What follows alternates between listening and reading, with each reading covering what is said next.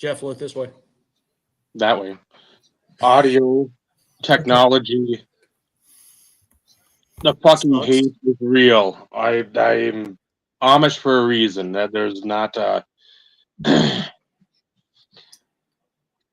fuck phones. That's all I'm gonna say. I'm gonna when this one's done, it's a baseball bat, and I'm gonna hit that thing like McGuire, like Canseco in the Sky Dome. I'm gonna just destroy it because I fucking hate it. What's up, everyone? You take it to the field like those guys in Office Space? Yes. Oh no, the field or whatever, like just destroying shit. It's a multi-purpose activity. Michael Bolton. I'll listen to Michael Bolton while I'm doing it. I don't care. IRP 248. Michael, Steve, good friend, special guest, Jeff Morris. NHL started today. 25-26 season, and pup. Everybody loves pups. Get him on talking about that a little bit. Tim Horton's dropped today, even though I think a couple people had some stuff early, and whatever else he's got going on, because he usually has a lot of irons in the fire. So we'll see what he's doing and see what his thoughts on the 2025-26 NHL season are, because two of the big stories are already closed up. Carell, McDavid. They both re-signed. So out of the gate, that's because that was going to be being in Minnesota. You always wonder who's the next person to leave, because it's Minnesota, and I'm not on the top like 100 of that list yet. So Carell would have been number one. What they signed him for was, again, I think getting a deep Pittsburgh. Well, yeah. Not hockey, Pittsburgh. We're talking baseball, Pittsburgh. Well, yes, it's not too far off though. That's the issue. True. This isn't like they're spending like the Yankees, so they're not even spending like the Gulf Coast Yankees team. So, but and the McDavid taking what I've read, and again, what you think is a reduced rate. What, 2 years, $25 million, which you're thinking 12.5 when Carell just got 17. Draisaitl's, I think, at 14. So, but it's sort of what Brady did, where it's like, you're the best, you're the glue, you're putting butts in the seats, but you also know you need to have people around you. You have us four around you. You can be the best player ever, and it wouldn't matter. Because they don't allow chairs on the ice, and I would need a chair to skate around, even though I'm from Minnesota. So, and Jeff would probably help some.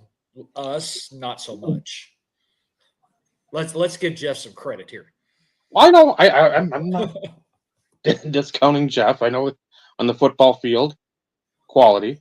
I don't know on the ice. I'm guessing quality because he's a Canadian. But again, that's what people think about me from being from Minnesota. Like, oh, well, you know something about hockey. I'm like, yeah, skates, breezers, a sweater, the gloves, the helmet, and the stick, the puck, right? Okay. I played till I was 15 or 16, or the season I started at 15 and turned 16, and quit because I was racing giant slalom and I couldn't do both. And I was also playing high school basketball and football.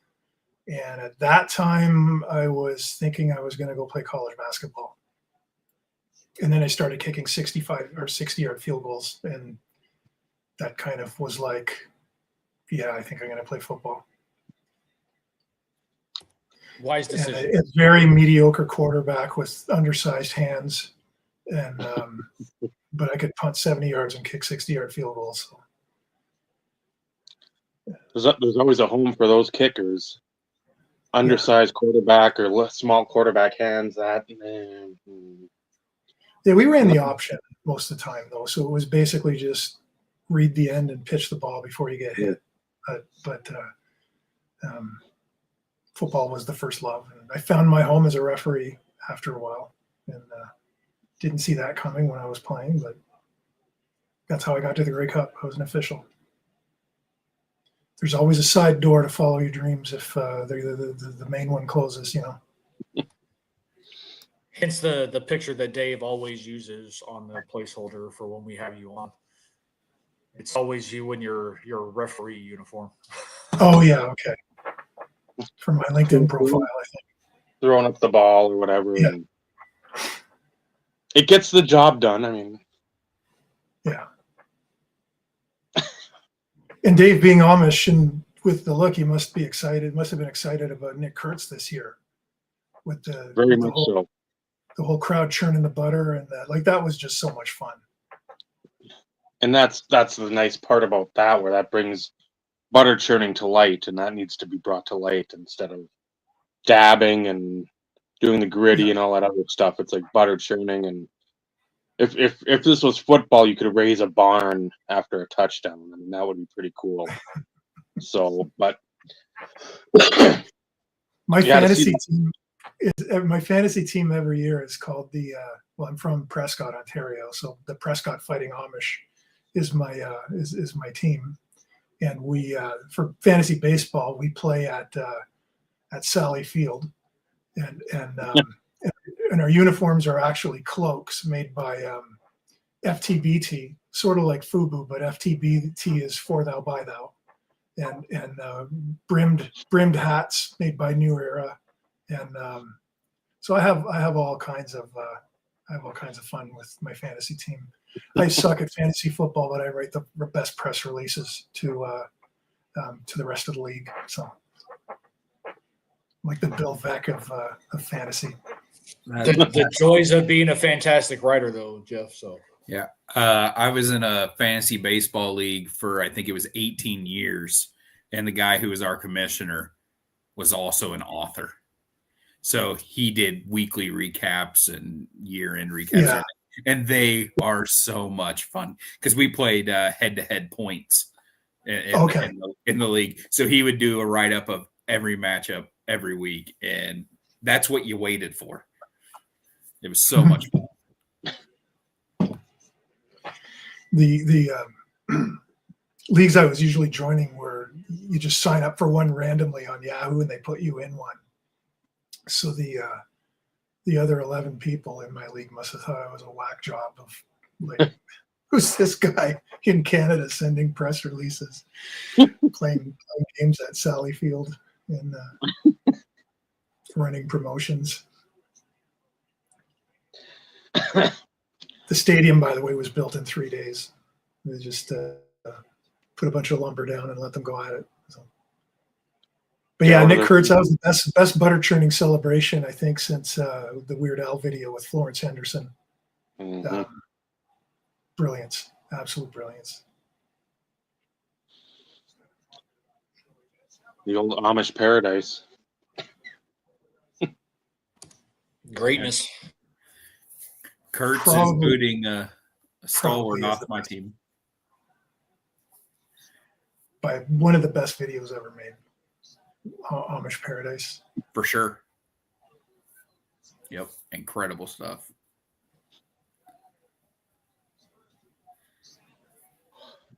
It's too bad Weird Al never parodied Aha. Because could you that video with the Take on Me with the imagine what Weird Al had done with that? The Take on Me. Yeah, he would put some sort of incredible creative spin on the video, and so Weird Al, if you're tuning into the show, like get on it. If you're tuning in, I highly doubt that's going to ever be a thing. it should be. I'll find him. That's the demographic we're trying to hit. Yeah. Very true, very true. But we don't have a very significant reach as of yet. Okay. Or ever. No. Never? Never, ever. You're not outcast Miss Jackson either. Never, ever. Never, ever. Never ever.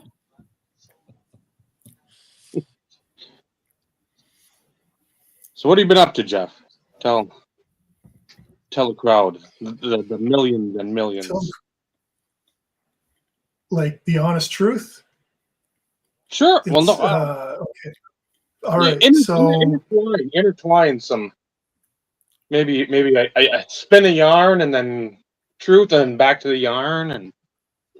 Okay.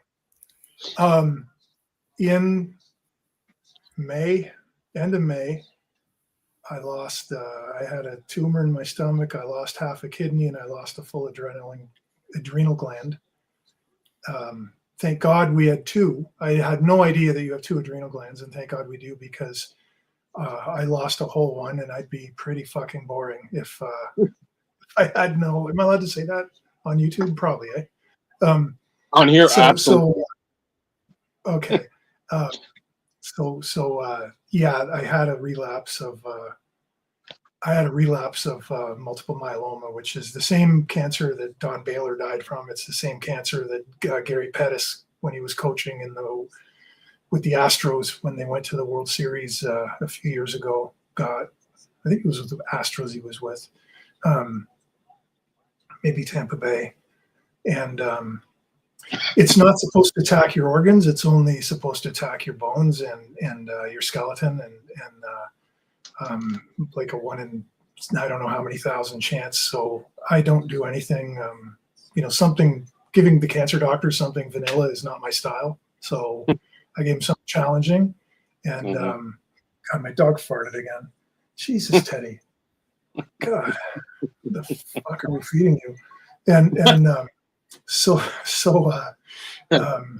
So I started 36 weeks of aggressive chemo in July, and I'm about a third of the way through that. And so every Wednesday I'm in there, and everything's going great. I'm responding really well to it. Every Wednesday I make a kind of an inspirational video for other cancer patients. I put it up on TikTok, and the last week's video got 12,000 views. So it's reaching people. And it's subjects like fear versus courage. Last week it was, here's what you need to know if you get diagnosed. One of them, 3 things I do every day to help me get through cancer. Like, it's all kind of positive, inspirational stuff. And it's been going really well. And it keeps me going. It helps me a lot. And every now and then I bring a box of cards in and rip packs while I'm sitting there getting the drip in my arm. So the other patients thinks it's kind of weird. Oh, here comes the guy with a box of Upper Deck hockey cards he's going to open up, or Bowman baseball chrome or something. But it's you do what makes you happy, and the journey has been incredible, and I don't want to tell you all this to sound dark, because it's not at all. And I will honestly, bottom of my heart truth, tell you that having cancer has changed my life in so many positive ways, and it has made me so much of a better person in every way. It's made me it's just heightened my senses and appreciation of everything, and it's made me realize a lot of things I didn't before, but it has completely made me a better person, and it's brought out the very best in me. So it's not anything to be doom and gloom about. It's a very positive journey. I'm going to be doing a lot of public speaking about it in the next few months, including at Hockey Fights Cancer Night in Ottawa. And it's not something to be afraid of, and it's not something to think it's doom and gloom and horrible. It's you go through this and you realize that you got to live in the moment. You realize that every single moment, every interaction you have with friends and family, and even discussions like this, you just put everything into it and you take everything from it, because you never take any moment for granted. You live now. And I think I've told you this before, Dave, I don't even buy green bananas. Like that's so far off in the future. And I live in the right now, and I enjoy every moment of every day. And I'll be honest with you, as a lifelong collector and someone who's very passionate about this, cards, my card collection, writing for sportscollectorsdaily.com, stuff like that is part of every day for me.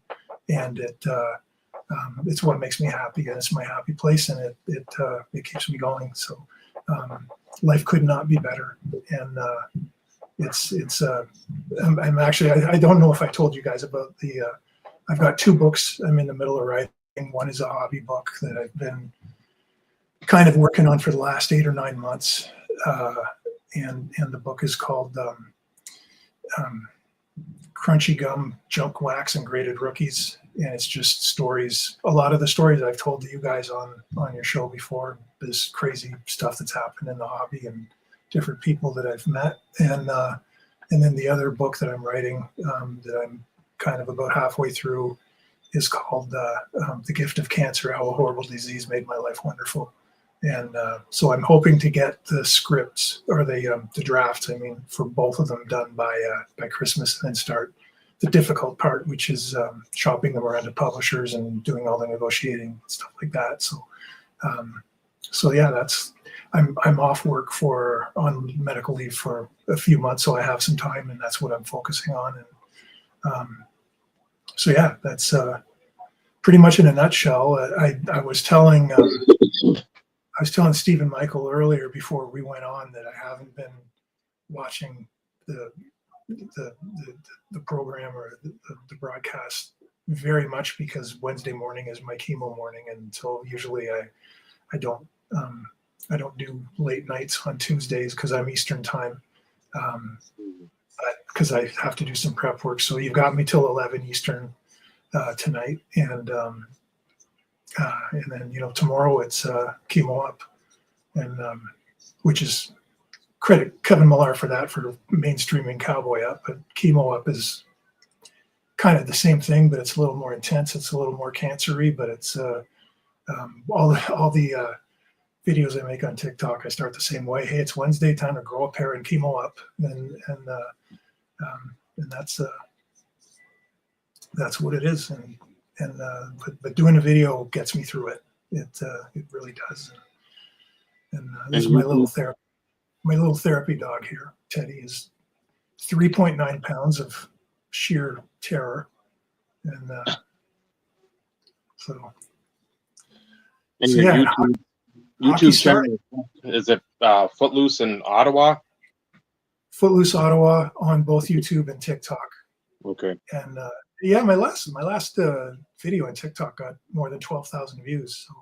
So it's reaching people, and that's kind of fun. I'm getting a lot of messages from people who are going through cancer treatments right now, just reaching out and say, thank you for sharing this, thank you for sharing your journey and everything. And so it's and when I started doing it, it's like if I can just put a smile on one person's face or give one person hope, it's worth it. But the feedback has been phenomenal, and the growth is 100% organic, and to see kind of more and more and more people kind of getting on board every week is something I didn't really expect. I thought if I ever got 1,000 people to watch it, that would be like winning the lottery. But now it's kind of the last one was over 12,000 views, so that's good. And I think TikTok's going to get really big again once Donald Trump buys it, because I'm pretty sure that's the next thing. That's, if Elon Musk is going to buy Twitter, I think Donald Trump's putting a group together to buy TikTok, and which, I don't want to go into Donald Trump or politics or anything, but what a crazy world we live in, And as much as you guys have a mess in the United States, we've got even more of a mess in Canada. So it's if we ever had a political game of bottom this, I think that we could match you guys pretty even, because both countries are going through such polarizations, and that's one of the things that's drawing me back to being a card collector and a sports fan, is because you can just put all that shit away in the side and not worry about it and just focus on the things you love, which is sports. So and hockey season's starting tonight, and Tim Horton Upper Deck program started yesterday. We've got Upper Deck Series 1 coming out early this year. It comes out October 15th. So there's a lot of exciting things for hockey. And then, 2026 top Series 1 baseball is going to be just absolutely insanely good with all the rookies. So this was a great time to be a collector. It's a great time to be in the hobby and just enjoy it, Yeah, 25, 26 tops basketball sold out in a matter of minutes. At least the hobby. Wow. Did. Yep. Well, That's crazy. First time they've had the license in forever. So everybody's banking on the flagship brand. Was it coming 15 back. or 16 years? Yeah. Yeah. Something like That's that. what I think it was like 15 or 16 years. Well, and so a lot of it has to do Yeah, with it was 2000. It was Steph Curry's rookie year.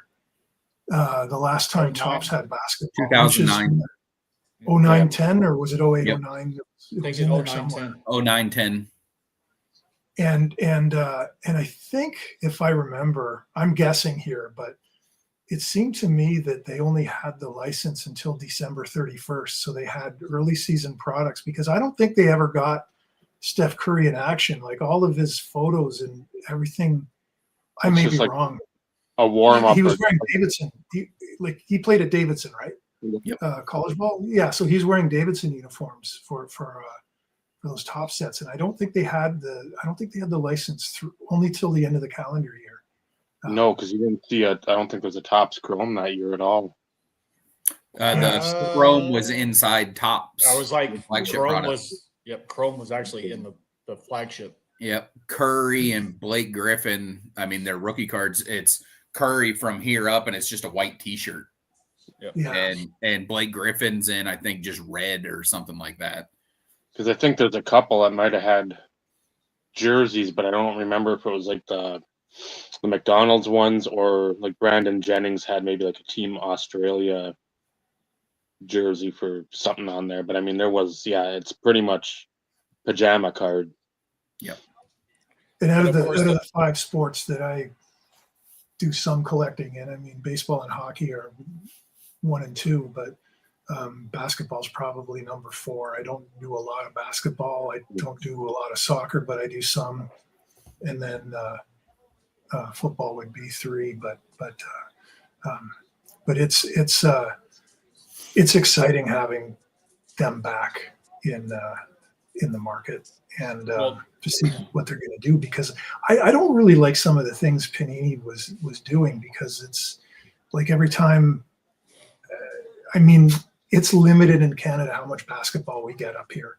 It's not like it was. It's we only get so much, and what we get sells out immediately, because basketball is big up here, and it just seems that we get all these like $700 boxes, and now that we've got the tariffs and the exchange and whatever, like something that would sell for $400 in the U.S. sells for $800 or $900 here, and it's just, I don't have. I don't want to invest half of a mortgage payment into a box of cards. Right. I'll take a 0 off of it and I'll buy it all day long, but it's just a little bit much, and some people, everybody's got their own thing. And for some people it's like, it's worth it to them. And for me, I mean, I'm not a high roller. I'm not an investor. Neither are we.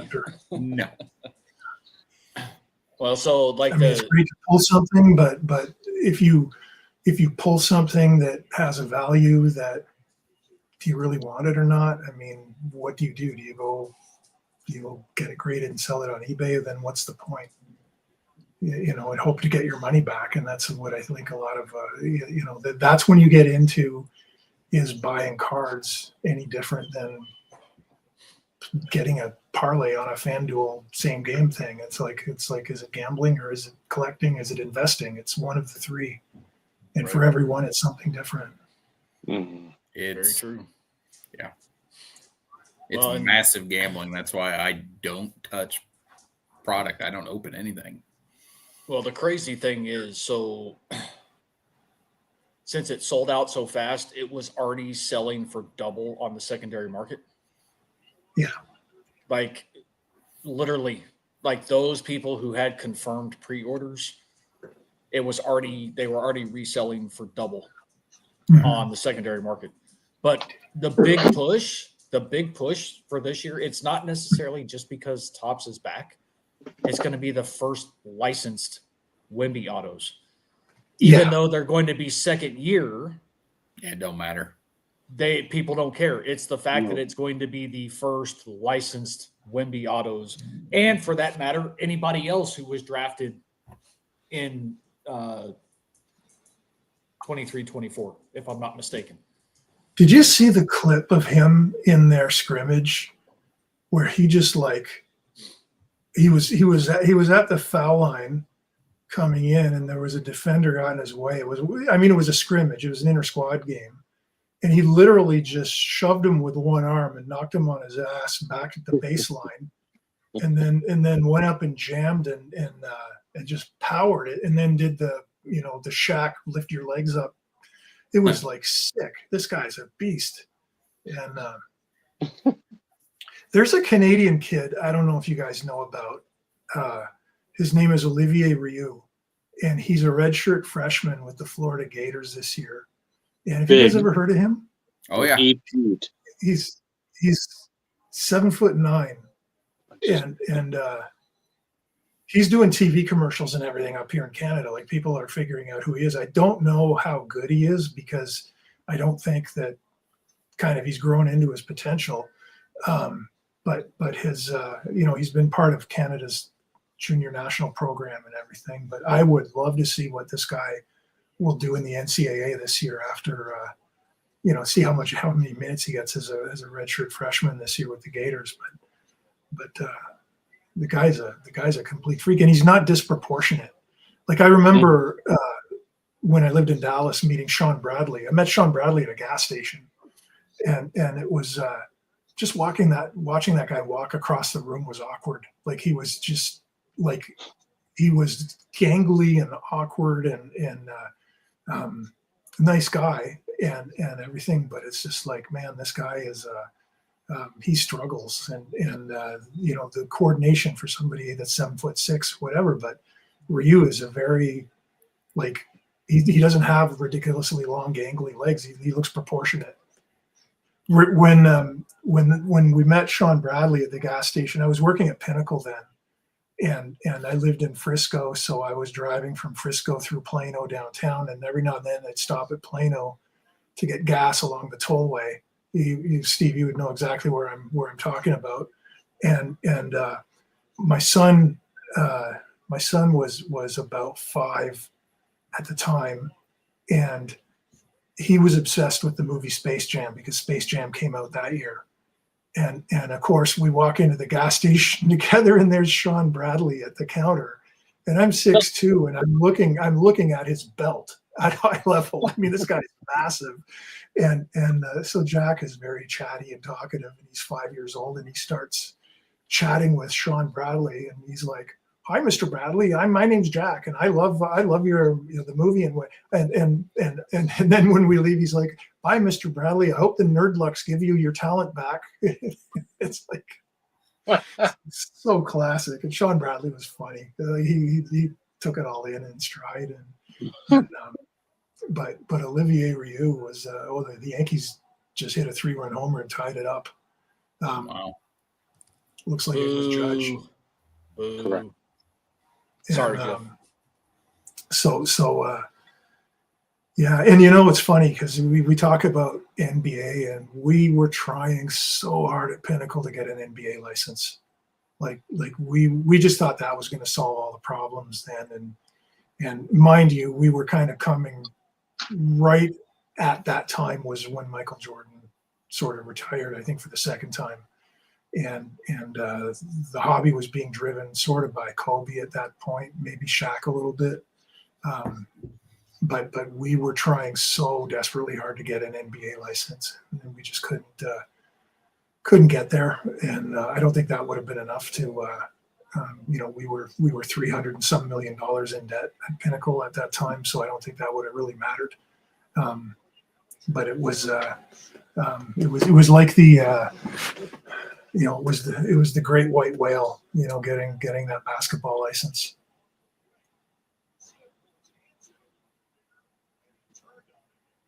Yeah, that would have been interesting if you guys would have gotten it, because that could have produced a shitload of desirable cards. A plethora. Let's use the right word, Dave. Come on. Yeah. Maybe myriad. I'm trying to church it up, Steve.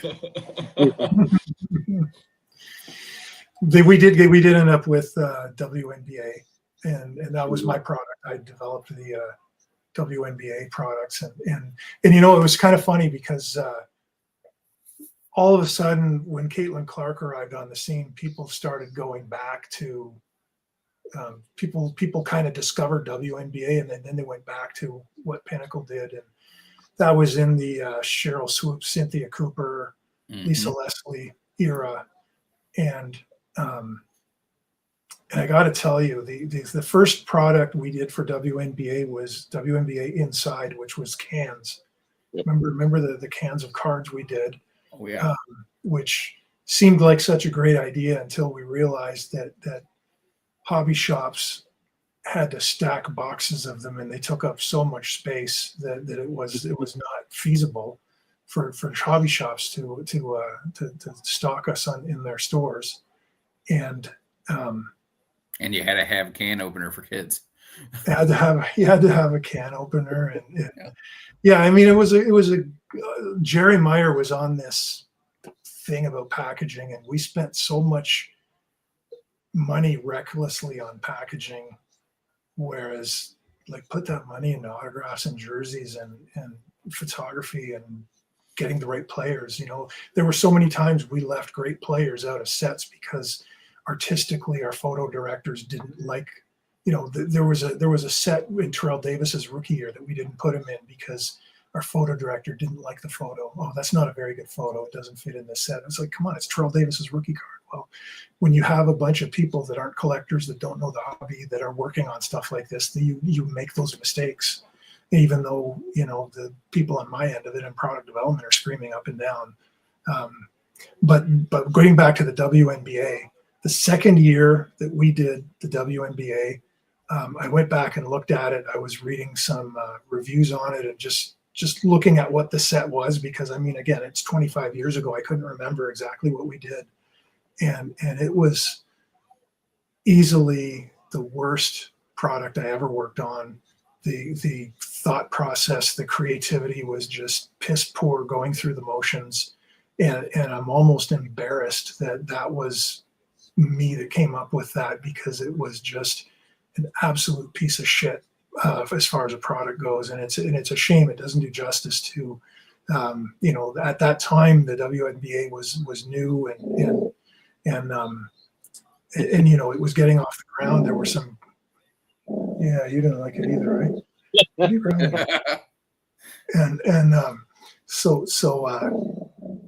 Yeah, it was just I look at that. I've never been embarrassed looking at something that I did in the hobby, because I put my heart and soul and passion into everything that I did. And some of the products that I did were absolutely bang on fantastic. Some of them were good, but that's the only one that was just an absolute waste of time piece of shit. And that would have been the 99 would have been 99 WNBA. Was just like, oh man, I'm embarrassed looking at that.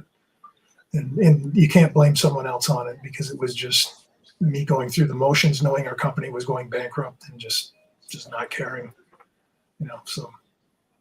Shit happens. It does. And I mean, mentally, agrees. I had already checked. What's that? I said, and the pup agrees. Yeah, exactly.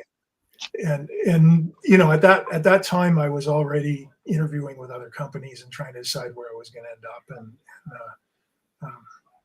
And then I ended up at Shop at Home Collector's Edge, and we were doing college basketball cards. We were doing this product called KB8, which was a Kobe Bryant specific card memorabilia program. And and it was nice just to get that fresh start and to like put everything into it. So, but yeah, the cans were a gimmick. You know, I had a bunch of the baseball cans. I thought they were cool, and you know, like I had across the top of my computer, I had a few different cans, some NFL ones, and a couple of NHL, a couple of baseball. I had the TD, and I always opened it from the bottom. Yeah, that's a good way to do it, and yeah, and it's, you know, when you look at all of the creative stuff that we did when, you know, in during that time between Pinnacle and Shop at Home, Collector's Edge, Pacific, you know, I joke about how a lot of the stuff I do is plagiarized or was plagiarized, but nobody ever plagiarized the cans. I don't think we're gonna see that ever again. But has anybody tried to bring back the bobbleheads from Pacific days? You know what? Here's two things that I did that I'm surprised that it hasn't been done. I think my favorite set that I ever worked on was Edge graded, was Collector's Edge with the actual graded PSA card in every box or every pack. I mean, it was a completely different configuration, but that took a lot of work to get that done, and it was an instant sellout. We especially on Shop at Home, like we sold the crap out of that, and the fact that nobody's gone back and done that blows my mind. And the other thing was the heads up, having a bobblehead doll in every box that's serial numbered out of 1,000. That's a no-brainer too, and I'm shocked that nobody's kind of picked that up and gone with it. And especially when you figure that Panini bought all of the intellectual properties in Pacific, the brands and whatever. I mean, Panini's sitting on so many cool things that Pacific did, and you know, they own all the Pinnacle stuff, they own all the Pacific stuff. There were so many cool things that we did, and I don't know if I know some of the Panini people are ex-Pinnacle people that have been there for 25 years, but those people weren't in the position at that time of, I mean, they were production people and whatever. They weren't doing the work that like Brian Foy and myself and Doug Goddard and people like that were doing. But I'm surprised that they haven't really done a deep dive and say, hey, all you got to do is go through all the Beckett magazines from 98 to 2000 or 97 to 2000 and just like the market was so, I don't want to say cutthroat, but it was so competitive. And we had to come up with really outside the box stuff to get people's attention and to compete with people. And that meant really coming up with something different, because we're competing against Upper Deck, we're competing against Topps, we're competing against Fleer at that time. Like there was a lot of stuff coming out. And in that time, if you're a hobby shop owner, there's 48 different NFL sets coming out every year. You've got 30 or 40 baseball sets coming out. You've got probably 20 or 30 basketball sets, probably 30 or 40 hockey sets. If you're a shop owner and you want to carry everything in your shop, you're investing in 120 to 100. Once you add all the classic stuff, and once you add all the signature rookies stuff and all the other stuff that's prolifer, you know what I mean. By the time that comes, if you're a shop owner, can you carry 150 different products in your store? Like it just doesn't make sense. No, you hope that once you get it in, you sell it out so you don't take up the space, because you need space for the new stuff. Yeah, you've only got so much space, and here we are shoving boxes of cans down your throat, or the other products that we were doing, like Zenith, where they came up with this idea of having the box, and then the top of it wasn't flat, but it was like slanted, and then it's like, you know, we go to a shop.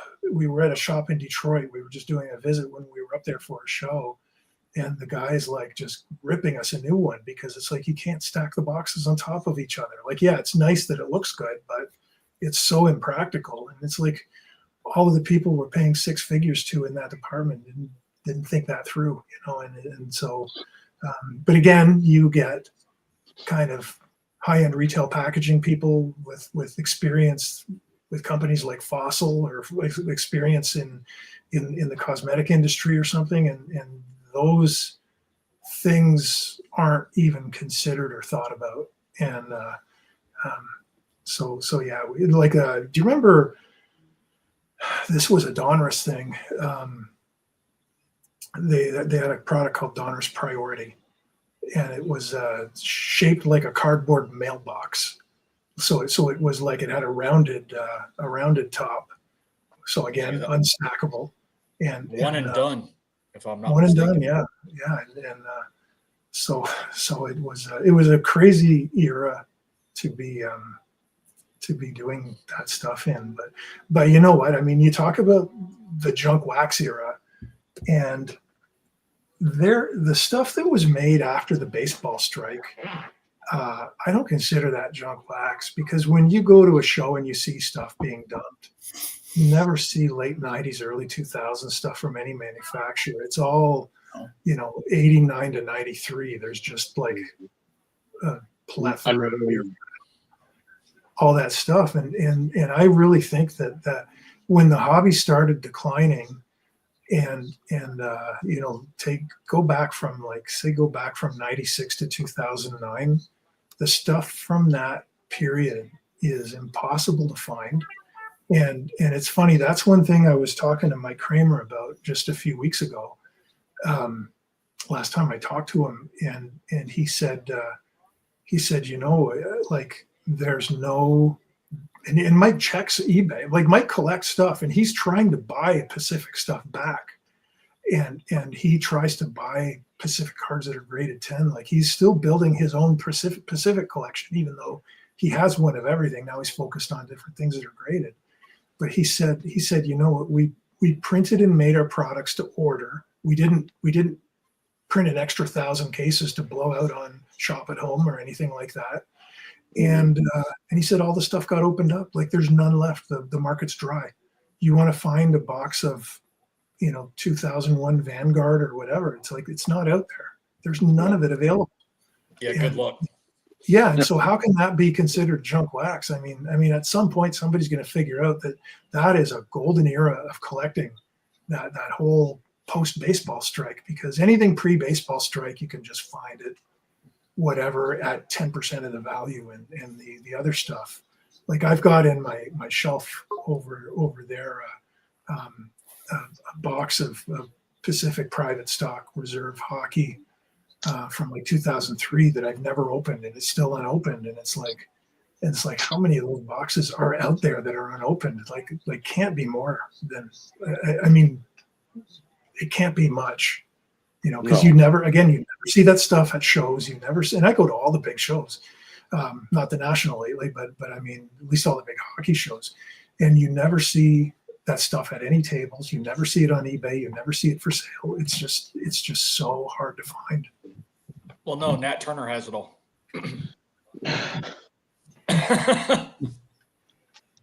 Well, him and Kenny Golden have all the late 90s hard to find stuff, it seems. Now Pacific, I don't on think the Pacific side, they're very rarely will you see it, but any of the higher, and I can't even call it higher end, but Skybox Premium, Metal, anything that has significant inserts across various sports, Matt Turner and Ken Golden probably have it. Yeah, they bought it all up. Yep. Yeah, and I know that we had at Collector's Edge. I mean, Collector's Edge was very unique because we had a strong retail presence. We had a strong hobby presence. I mean, we were very specialized as a football company, but we also had that dynamic where our products were being sold on Shop at Home, and Donnie West was pumping the crap out of it. And we sold so much stuff. And when Don was on, I go back to say to 99, when it wasn't Peyton Manning's rookie year, but it was his second year when he was starting to really take off, and all of a sudden he was passing for 4,000 yards, and the Colts were on the rise, and we had a couple of through Kenny, we had a couple of autograph deals and spokesmen and things like that. There were days like Don was usually on Wednesday nights was our big night with him, and he was on midnight to 5, and I mean, Don Barker who's with Beckett now, was there from Upper Deck, so we were selling a lot of Upper Deck stuff. So for Collector's Edge, Upper Deck was kind of like a frenemy situation because we competed, but we worked together. We sold a lot of Upper Deck stuff, especially when they started into golf and Tiger Woods became popular. Like Upper Deck was the first on that, and we sold the crap out of Tiger Woods autographs and anything with Tiger Woods in it. And with the Collector's Edge stuff, we were selling probably $125,000 to $150,000 worth of product a night, just Collector's Edge. And when you think about, and that's all new boxes and whatever, like we were selling the crap out of it, and Collector's Edge was really doing well financially, and it was, I mean, we were a publicly traded company at Shop at Home. We were on the NYSE, and then what happened was the Food Network bought Shop at Home, and the sports programming was just cut, and that was that. It wasn't like, oh, Collector's Edge went under. No, it was nothing like that at all. It was just like Shop at Home got sold. Shop at Home owned Collector's Edge, so when that sale went through, the Food Network didn't want anything to do with Collector's Edge, so it's just gone, and that was it. And so it was crazy time. And, crazy how that works. Yeah, and it was very instant. But I'll tell you what, Shop at Home was it was a nerve-wracking experience working. I'd never worked I grew up in a small family business, and my background is small business. And then all of a sudden I'm working in this industry at Pinnacle with 300 employees. And when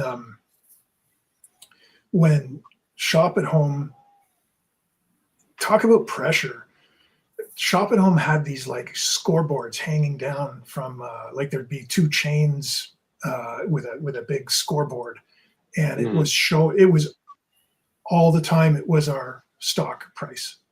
So there's an up arrow or a down arrow, and of course our stock went from like $2 to $26 in no time flat once the e-commerce thing started, and then all of a sudden it went from 26 and slowly back down to 2.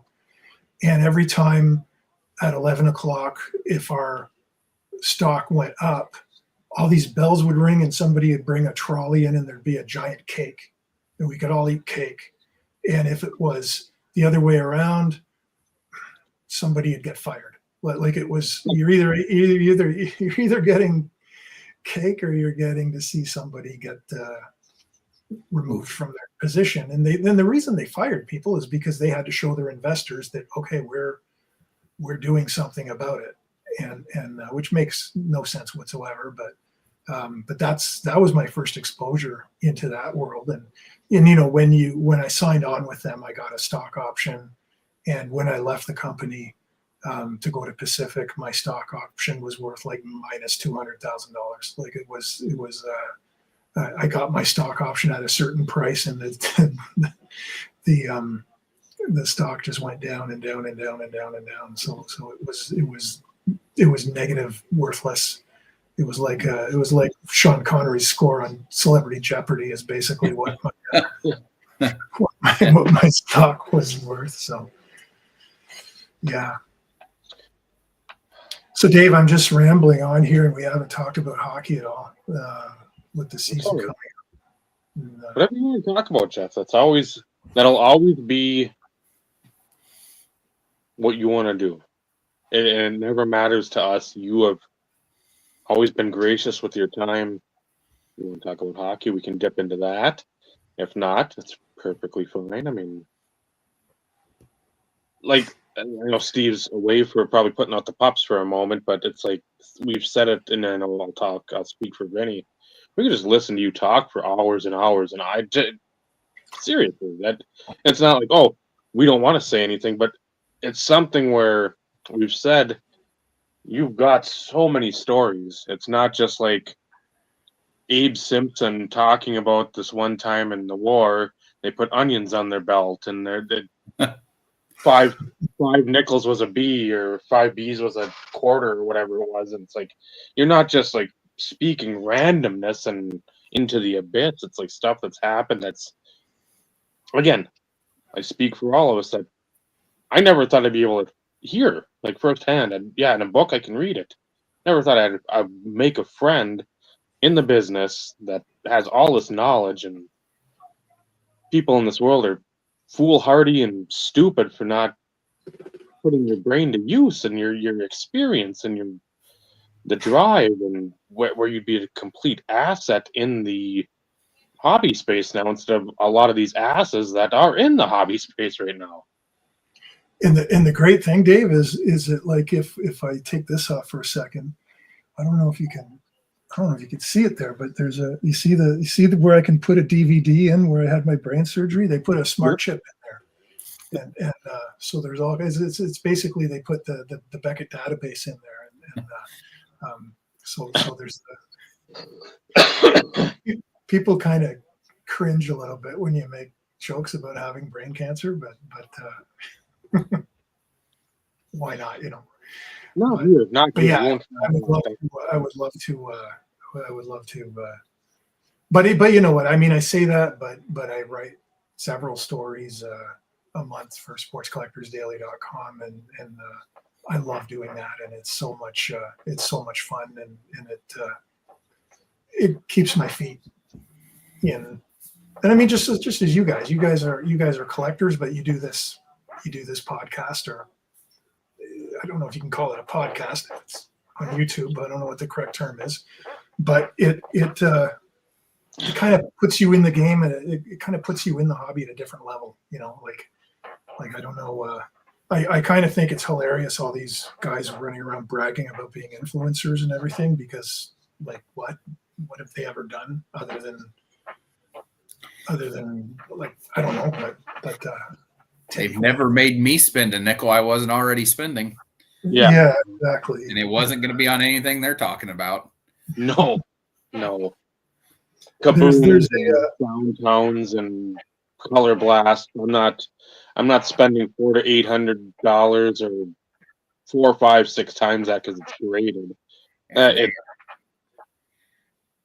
There's at the expo in Toronto, there's a stage that they have set up by the Autograph Pavilion where they do shows where they have interviews and things like that, and some of these guys get on there and all they talk about is how important they are and how many followers they have. And it's like, if that's what this has come down to, this is the hobby now. It's like I don't care about that. I want to buy a box of cards and rip it, you know, and I would rather do something like that. But I go through this. I make lists. And again, this is the baseball one, the Almanac from 06. I make lists to find cards that I might possibly want to put a set together. And again, spent a lot of my vacation in my girlfriend up in not Grand Marais. It's up near Grand Marais on the North Shore of Lake Superior. Mm-hmm. But then when I get home, then I sit there and I look on eBay. Where are we at price point currently? And what does it look like aesthetically? And then that's when I just do something and buy like a bunch of the Pacific, I don't know, what is it, Invincible? Or no, it's a Cup collection. But like the one in... Wow. Like the one in 721.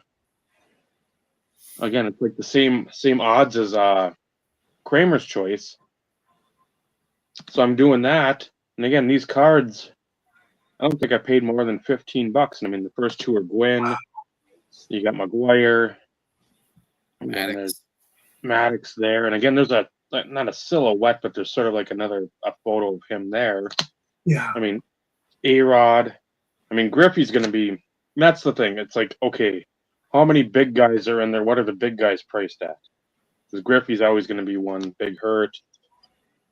3, Noma, which again, those are like $4 each for a not even guaranteed in a case hit. Yeah. And then, so I'm trying to put that set together. And again, that's something where as a kid listening to that, you're like, you see the odds. You're like, at that time, probably the Nomar, or I got a Sosa in a couple days ago too. I'm sure those are what, $40, $50 for a common. You got Ripken at probably 80, Griffey at 100, McGuire at 80, Thomas probably close to 80. It's like you never thought as a kid, or well, that's a young man, 1920 then. Like, hey, I can put that set together 25 years down the road. So that's why I think a lot of our minds are on with some of this stuff. It's like you go back to your younger years. What would I wanted to collect then? Can I collect any of it now? How much of a dent will it put into any life budget I have? And that's just how I think a lot of us that watch this show, which isn't a lot, but the folks that do usually are in that boat. They're like, what have I forgotten? What over the years maybe wasn't I a part of because of, again, maybe you go to school, get the ladies in your life, get a job that takes up your time, whatever the case may be, where maybe you took a break from collecting, where I haven't. I've been stupid enough to pretty much constantly want to collect cards, which is nice because now I've got this information too, where it's like, if I can see something, I know some stuff. I know it before it's even like I'm looking at it, but there's a lot of stuff like that. I'm like, I don't know that. These out of 2000 Skybox Dominion. Yeah, it's called Milestones 6-card set. Skybox did some great stuff in that era. Like, and Skybox and Pacific were just ahead of everybody in design at that time. And that's before I was at Pacific. That was all Mike, and it was his staff, especially Rob Hicks, who's with Fanatics now. But Scott, those were like your T206 cards when you went to university. So I mean, that's a little different. But I took mine to school too.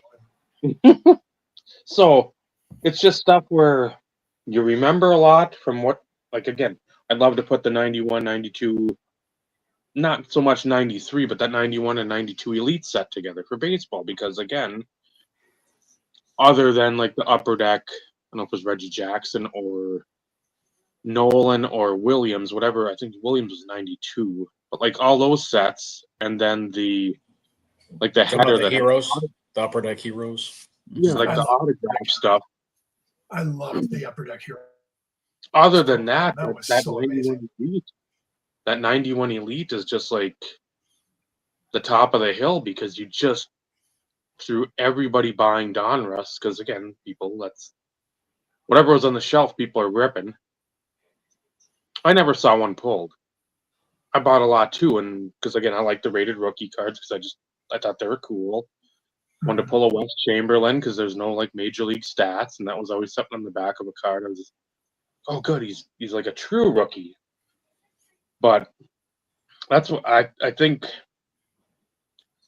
If people wanted to, if people were truthful with everyone else in like the hobby and life in general, what like their intentions were, you wouldn't have a lot of the followers. But these ones have to like pump the PMGs, the PSA 10s, well, I'm friends with so and so and such, and we're doing collabs, and we're doing just give people knowledge give people something to work off of, give them the template of what doesn't have to be 50 feet deep of knowledge. Just give them something, let them run with it. If they want to run with it, they can. If they don't, it's like you've given them a piece of the pie. They don't want to deal with it. They don't want to actually like say, hey, how was this pie concocted? Yeah.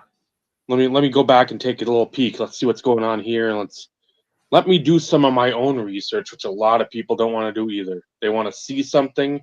They want to be told, hey, that Kaboom's a great card. Well, now I want a Kaboom. Why? That guy told me. That girl told me. That person, that group, that it's not. Well, you look at a case hit from that era, it's going to be a lot printed, but you look at a case hit now, if you can pull them out of blasters frequently, yeah. What do we got? Yeah, Steve pulled a dual downtown Lamar Jackson, Mark Andrews out of it was a hanger or a blaster about a month and a half maybe ago or so. Out of a blaster. So how difficult in the grand scheme of things when you start actually like, and again, I'm not a math magician. I don't claim to be. But how don't look at me because I definitely can't math. Well, you're in Texas, so yeah, you're disqualified. Fuck you, Dave. So that just it tells me right there that it's like, okay, those aren't your true as we think of it being collectors from years gone by when actual odds were on packs. Those aren't actual, for me, case hits. So here's the issue. And I'll speak from an optic perspective, only because everybody was buying up optic blasters because case hits were coming out in droves. What's interesting is, depending on who you watched, most people who bought a case of blasters, it wasn't a sealed case. It was purchasing 20 boxes, which add up to a case. Mm-hmm. So your odds are completely thrown off in those situations. However, those people who got sealed cases, what's interesting is, yes, cards may be a case hit, but there were multiple case hits in a case. So you could pull a downtown, Sunday Kings, or a Rookie Kings, or a glitter, or whatever. But it wasn't uncommon for a case of blasters to have 4 or 5 case hits. Well, in our time, a case hit is a case hit. You open a case, you get one. You'll get a bunch of other stuff because of pack pull ratios and everything else. Right. But if something was 1 per case, that's all you got. There wasn't multiple case hit variations. I'll use that term. Now there's multiple case hits. And that's because they're overproducing the shit out of everything. So therefore, they're having to drive people to spend the money to purchase the product. So that's what they're leveraging to drive the people to buy it. Multiple aspects, multiple case hits. So,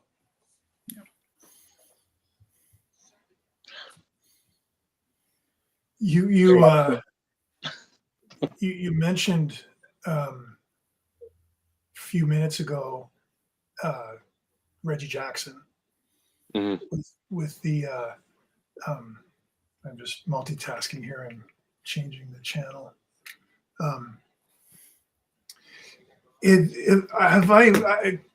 Again, I can't remember which stories I tell you guys and which I don't, because usually I just ramble on. But did I ever tell you guys about at a show when I got to have breakfast with Reggie Jackson and Gordie Howe together? Have I ever told you that story? I story. I'm guessing from the blank looks, no. I don't think so. I want to say I remember a Reggie Jackson story, but not with.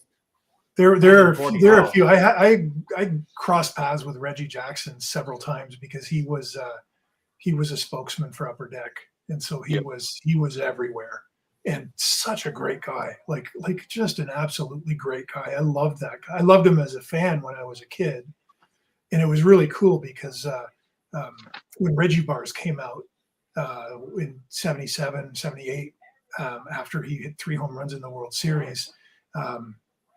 Growing up in a border town, we had my dad had a business in upstate New York, so we'd go over and he'd bring back bags of Reggie Bars that you couldn't get in Canada. So I was like all that, coming to school with my lunch and I had a Reggie Bar. I was like, yeah, suckers, I got a Reggie Bar. And but anyway, I was having breakfast. I had a meeting with Gordie Howe, and again, this isn't a name dropping exercise. This is I worked in the industry, and there were some guys that were very involved in the industry that are ex-athletes. Gordie Howe was one of them, so I got to know him quite a bit. And so Gordie Howe and I had planned to have breakfast together. So we're in it, and it was at one of the shows, and we're at a hotel and just in a little hotel restaurant and whatever. And Gordie Howe and I chatting and away and whatever. And I mean, we're Canadian. He knows a lot of the same people. One of his teammates was actually one of my dad's buddies growing up and from my hometown. So there's a lot of little connections there. Mm-hmm. And it was Leo Boyven, actually. He was a Hall of Famer. He was from my hometown, and he played with Gordie for years and against Gordie for years.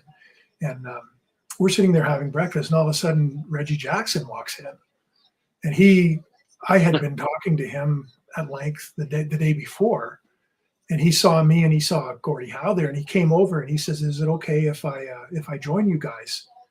I'm like, "Are you kidding?" And so then Gordie Howe stands up, and Reggie Jackson says, "Mr. Howe, it's really nice to meet you. I'm Reggie Jackson. And, oh, I know who you are, Reggie. I'm a big fan," and blah, blah, blah. And it's like, oh my God, these two guys have never met.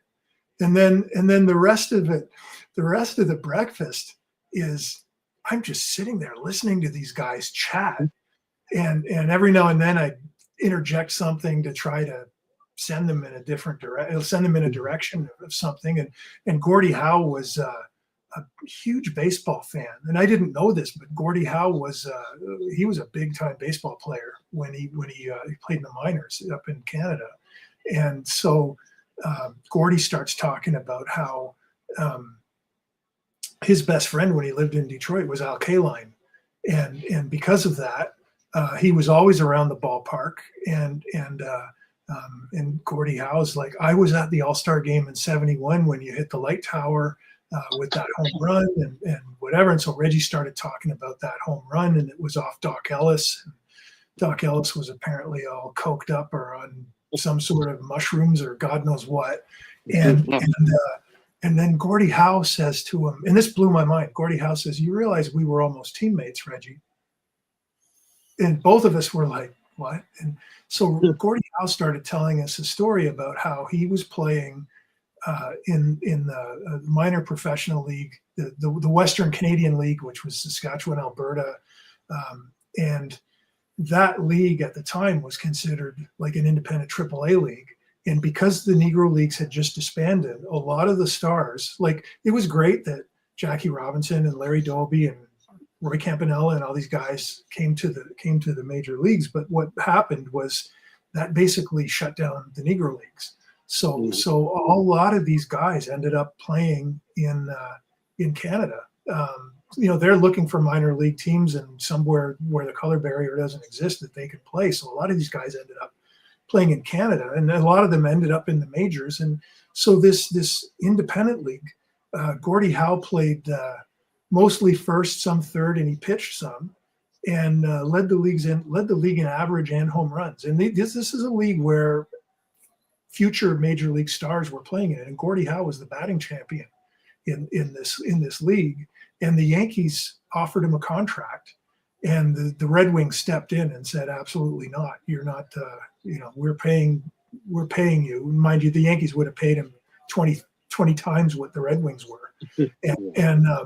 So, but he didn't know that. I mean, the players were kind of taken advantage of at that time.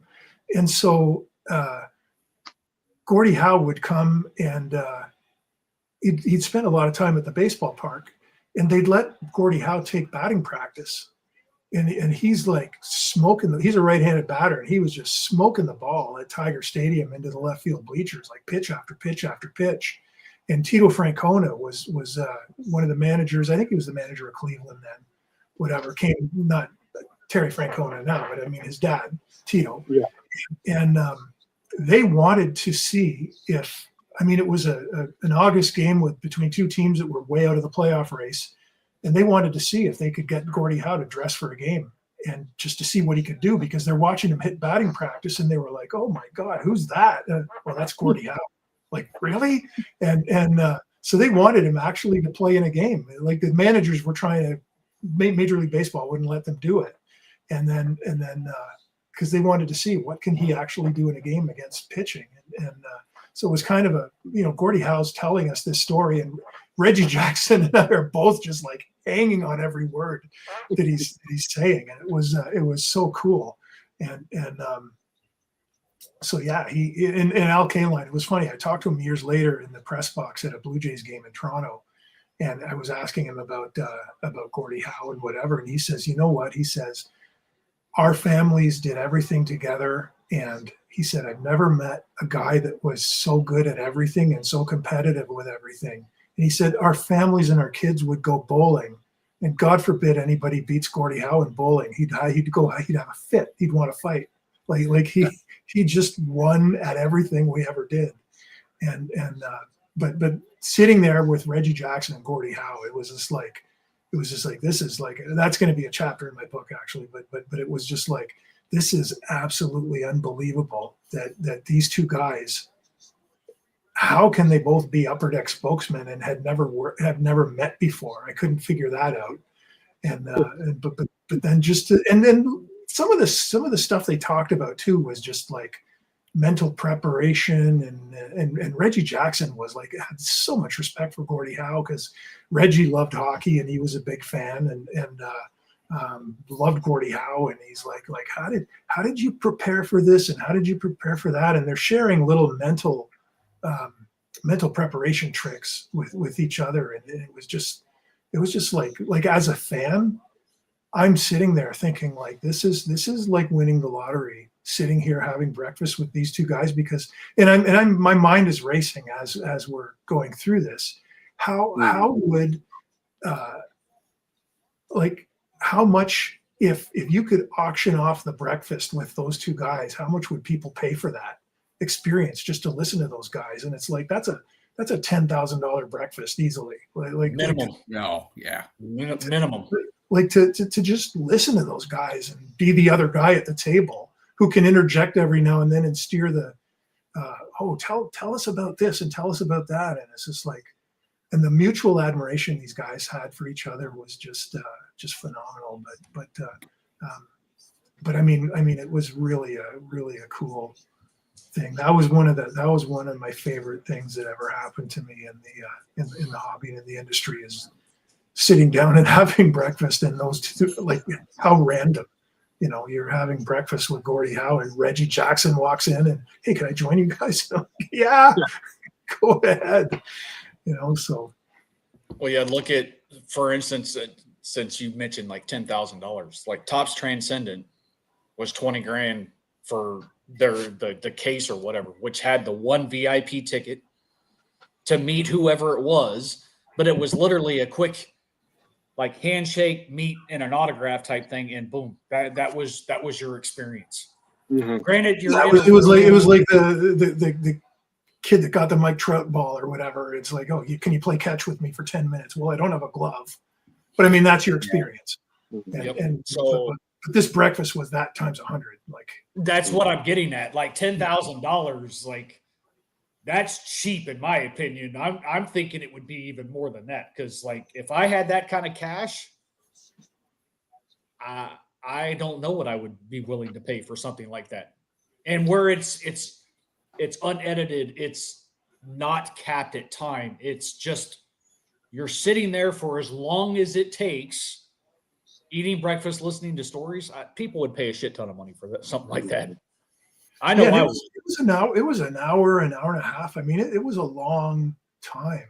And I think that if it's something like a prize that you win or bid on, you're not going to get raw what I got. Yeah, you don't You're get going to get two guys that have their PR faces on and aren't going to say much, and they're going to just smile and sign some autographs and get some selfies, and that's it. But with these guys, it was just like it was fascinating. But to hear Gordie Howe talk about his baseball career, and then what happened was in '52. Somebody spiked him at first base and he got hurt, and then the Red Wings found out about it, and they made him sign a contract that said he would never play baseball again competitively, and that was it. But Gordie Howe would have been. Now think of the Yankees team in the '50s. Who was it Moose Skowron that was the Yankees first baseman then? I mean, I can't remember. I'm throwing random names out, but that '50s Yankees team that was so good, the Barrett Mantle teams. But imagine if Gordie Howe would have been. Imagine Gordie Howe would have been the first baseman on that team. Like that. That would have just been. That'd have been unreal. Yeah, and you know what? There were a lot of guys back in that era that could play multiple sports, and you know, nobody really did. There were some guys that in the off season played a little bit, like you know, you get that with. I mean, you get that today. The guys are multi-sport athletes all over the place. Yeah, I mean, even look at Nolan McLean. I mean, he's a friggin' backup quarterback at Oklahoma State, and then he became a power hitting outfielder. Yeah. Nolan McLean. It wasn't until this year that Nolan McLean had baseball cards that listed him as a pitcher.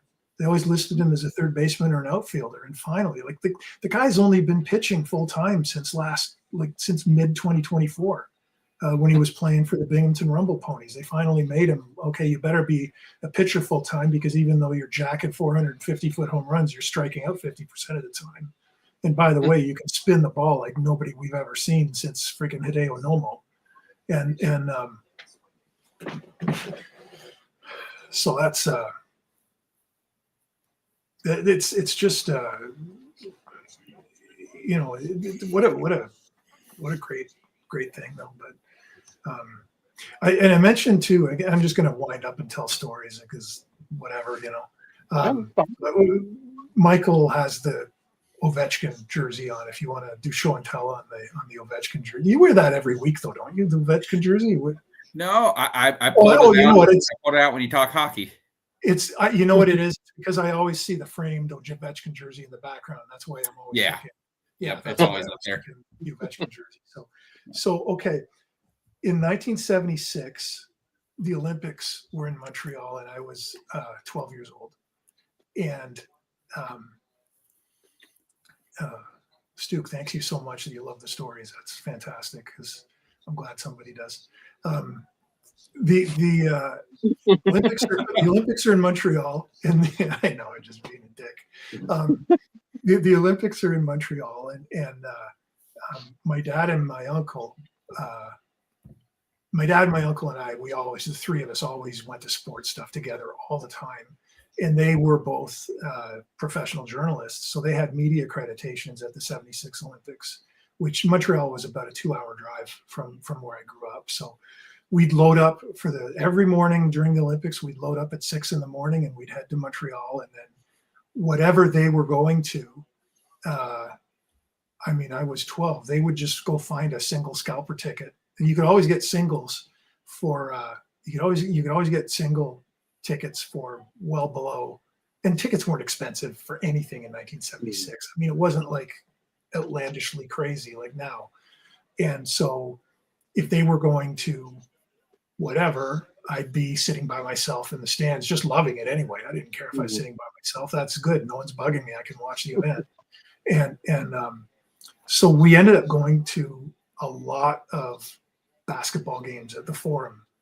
And I mean, I know you guys aren't old enough to have been around in '76 probably, but or if you were to remember it anyway. But 3 years before I was born, Jeff. But okay, so at that time, the USA team had Phil Ford, who was an incredible point guard, was the point guard. They had Scott May, who was incredible in college, didn't do much in the NBA, but Mitch Kupchak. They had a great team, and I think Dean Smith was coaching them. It was either Dean Smith or Bobby Knight, or maybe they both did. I don't know, but it was always Indiana or North Carolina at that time, and Scott May was Indiana, Phil Ford was North Carolina, and so we ended up going to a lot of basketball games, and we were going to the women's basketball games too. So the Soviet Union team was just dominant in women's basketball. Like, they were absolutely dominant, and they had this woman named Semyonova, who's 7 feet tall, playing women's. I mean, she's a 7-footer, like unheard of. She was kind of slow and awkward and didn't move up and down the court very well. But I mean, she's 7 feet. She's getting every rebound, and she's going to eventually, might take her 3 tries, but she's going to score. And the Soviets had this incredible point guard, and the point guard was Alex Ovechkin's mom, and she was number 8 on the Soviet team, which is why Alexander Ovechkin wears number 8, was because that was his mom's number when she was the captain of the Soviet basketball team. There's a kind of a crazy fact a lot of people may not have known. I'm going to rabbit hole on you here. In the '76 Olympics, there were 3 athletes who had kids who played in the NHL. One of them was Ovechkin's mom, had Alex Ovechkin. Hugh Fraser, who's now the president of Hockey Canada, trying to clean up that perverted mess. His son, Mark Fraser, played for the Leafs, and then Zdeno Chara's dad was a wrestler in the '76 Olympics for Czechoslovakia, because Slovakia, Czechoslovakia were all the same at that point. So in '76, you guys, again, were not born yet. I don't know if anyone listening was around, but that was the year that McDonald's came up with the promotion, the Big Mac attack. That was like the big thing in '76. I'm having a Big Mac attack, and then you'd go up to there was a special express line at McDonald's, and you had to go up and hey Bobby, how you doing? You had to go to the express line, and you couldn't ask for a Big Mac. You had to say 2 all beef patty, special sauce, lettuce, cheese, pickles, onions on a sesame seed bun, and then you get your Big Mac, right? So it was the ultimate marketing gimmick. It was like so classic, and everyone was just like, it was just like the big thing. And so across the road, across St. Catherine Street from hey, Bobby's the same age. Across the road on St. Catherine Street, there was a McDonald's right across, and I went over for lunch, and of course had my Big Mac attack and ordered it as I should. And I'm sitting down at a table for 2, whatever, and then like 5 minutes later, the entire Soviet basketball team, women's team, came into McDonald's, and apparently it was I found out years later, they were rewarded for playing well, and they got to go experience McDonald's because they'd never gone to McDonald's. I mean, they're from the Soviet Union. But they kept hearing about it, and so they got to have it. So I'm sitting there, Semyonova and Ovechkin's mom sit right beside me. There's like, I'm here, and there's like a little partition that's this high, and then they're right there. They're like 18 inches away from me, and they're talking Russian and whatever, and I'm just thinking, this is the coolest thing in the world. And I had a program and a pen, but I was too scared to ask for their autographs because I had the media guide with me. And so anyway, years later, I'm working for Pacific at the draft, and Ovechkin was drafted number 1 overall that year. It was the last draft we were at for Pacific, and it was the last draft before the lockout canceled the season. And Ovechkin was there with his mom. His mom was acting as his agent. So they came by the Pacific booth and were just checking everything out. And she spoke English fairly well. He didn't speak a word of English at that time, which he's, obviously over the years, he's very good now. But he was a really nice guy. And I know like 5 things in Russian, like "Здравствуйте, как ваши дела?" "Hi, how are you?" "Спасибо, thank you." And I started talking with her, and I told her, I said, actually, I met you when I was 12 years old, and I told her the story about sitting there, and I was, you came and sat beside me at McDonald's, and and she's like, "Oh my God, I remember going to McDonald's," and it was so funny, but it was like, yeah, Alexander Ovechkin wears number 8 because that was his mom's number in basketball, and like that's like so cool, and see, so, where else can you go to hear some of this stuff? Like, you won't get this stuff anywhere else but here. No, just saying. So Bobby Burrell is listening. Bobby Burrell's watching, and he probably has Big Mac Attack McDonald's promotional material squirreled away somewhere. He probably does in his collection. And if he was on with us, he'd probably go on about some random sports thing they did. So 4 minutes, Jeff. 4 minutes. Okay. Maybe I can go another 15. We'll see.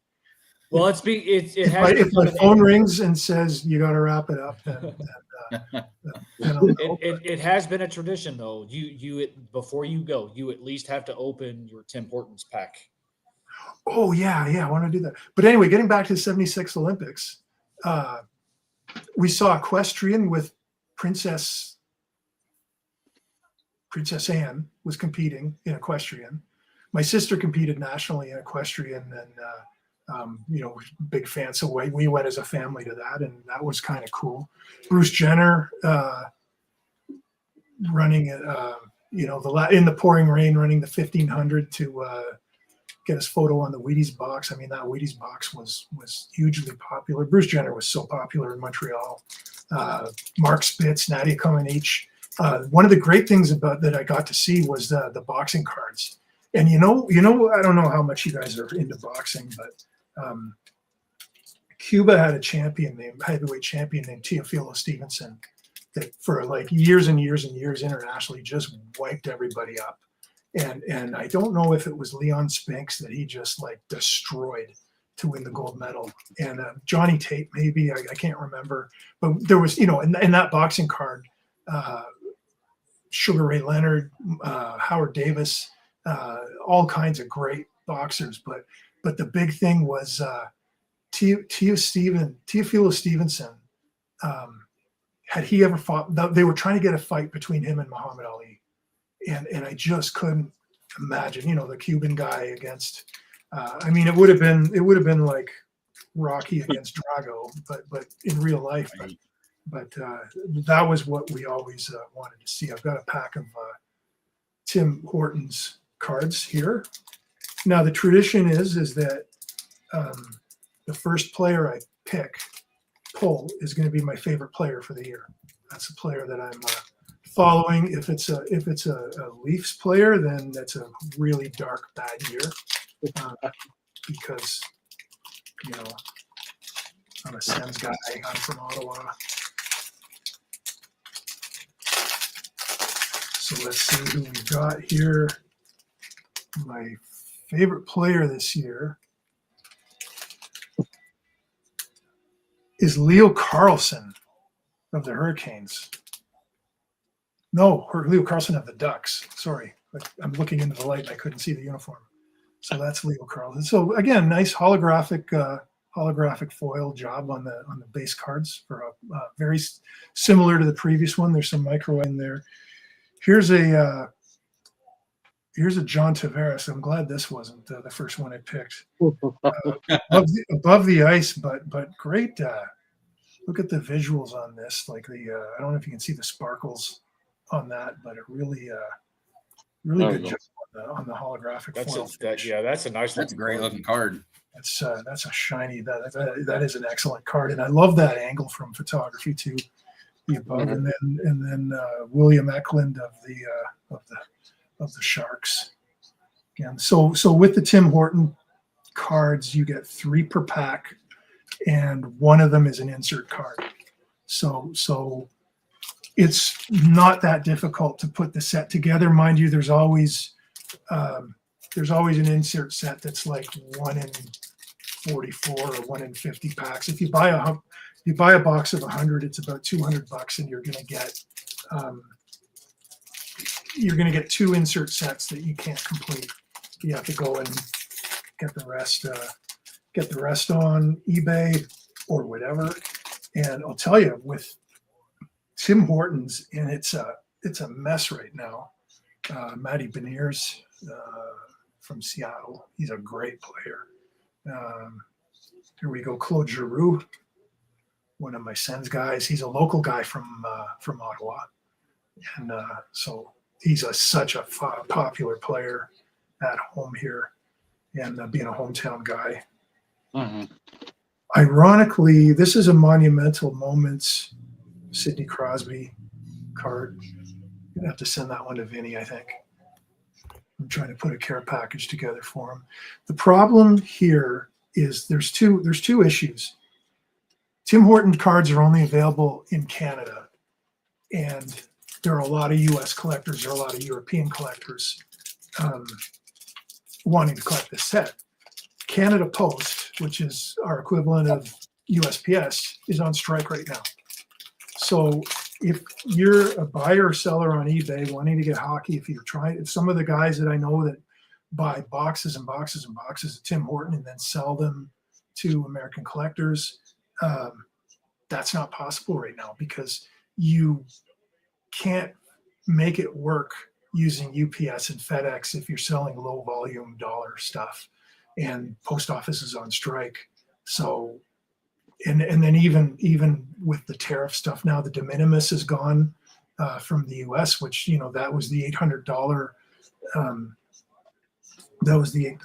threshold as far as what you could bring in for free. Well, that's off the table now. So it's going to be really difficult and not make a lot of sense for people collecting the Tim Hortons cards. There's a William Karlsson from the Golden Knights. Here's a good looking card. This is True North Heroes, and it's Steven Stamkos with the Predators, which is just so weird to see. I mean, I'm sorry, but that's a nice looking card.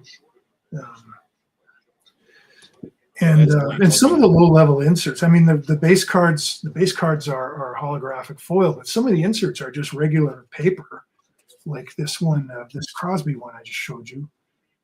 It's just regular paper foil stamping. It's like a Upper Deck MVP card almost. Like, it's just not. There's nothing fancy about that at all. And so for that to be your insert in a holographic foil set is kind of weird. And then let's see what else we got here. This is fun, by the way. I could do this all night. Tyler Bertuzzi, not to be confused with Todd Bertuzzi. That's his nephew. This is kind of a cool looking card. Let me see what you guys think of this. It's goalie etchings, which in French is Marque de Gardien. And this is Igor Shesterkin, another overrated Rangers superstar goalie who won't take them anywhere. Sorry, Henrik Lundqvist, but we're referring to you. So that's kind of a neat card. That's slick looking. Yeah, it is. That's a very good looking card. Here's our guy. Ovi. With love that photo. Notice on Ovechkin and Michael, I don't know if you've ever noticed that, but the yellow-green laces. Oh yeah. So where that's from is that's actually Russian-made laces, and there are a lot of guys that played in the KHL, and I mean, this is going back. Fedorov wore them too. It's not like a design thing. I'm trying to be a hot dog wearing those laces. I'm not saying this for experience when I was a football player or anything, but if you take performance enhancing drugs, that's actually the color of your urine. Not that I would know.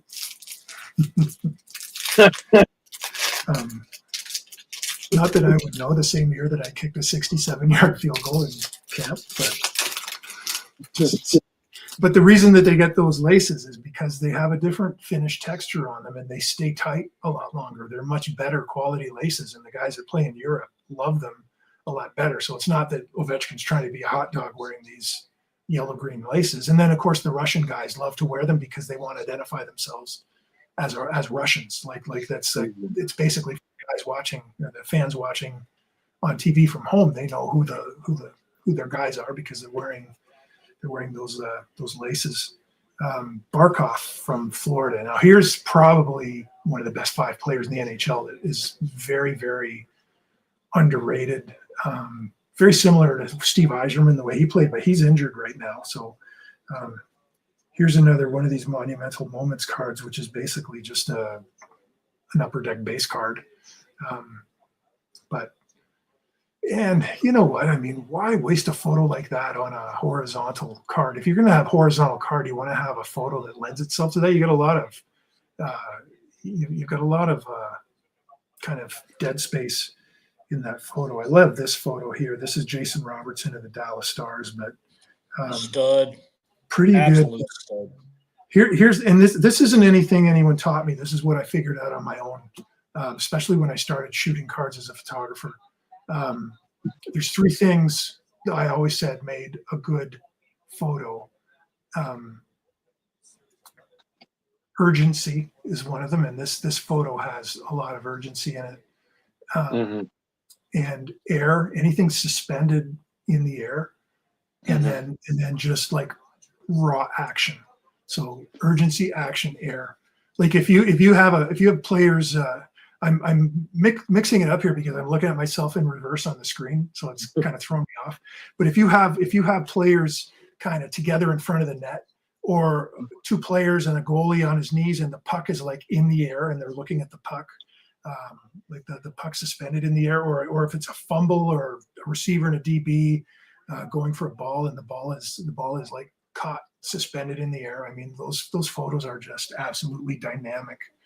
And so you shooting a lot of NHL and NFL and MLB games, and that's something too that I never really talk about what I got to do, but I got to, because I had a photography background through my dad and my uncle.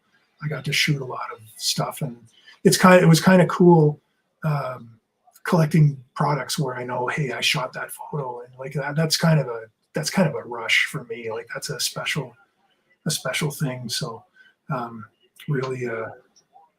really like that. And again, I'm so lucky and blessed that I got to do these things through over time.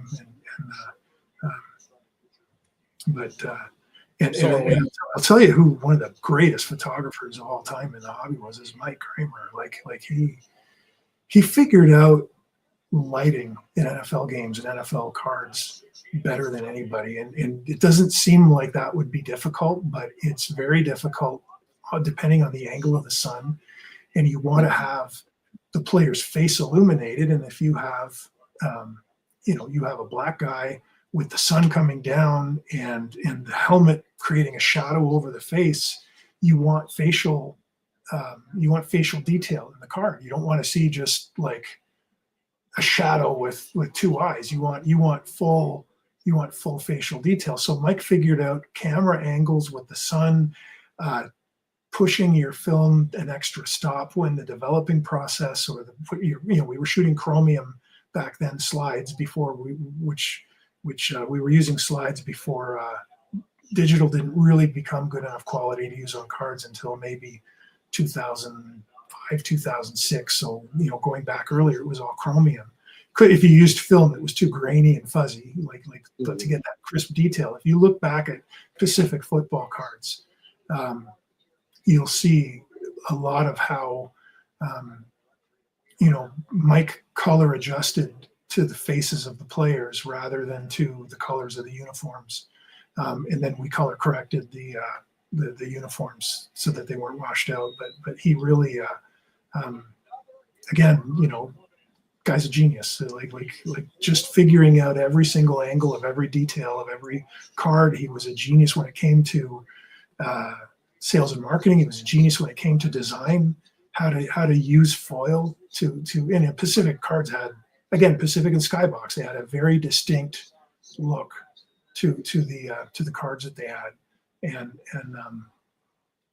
he was the other guys that would work as photographers were just photographers that would shoot good photos and not really understand trading cards. So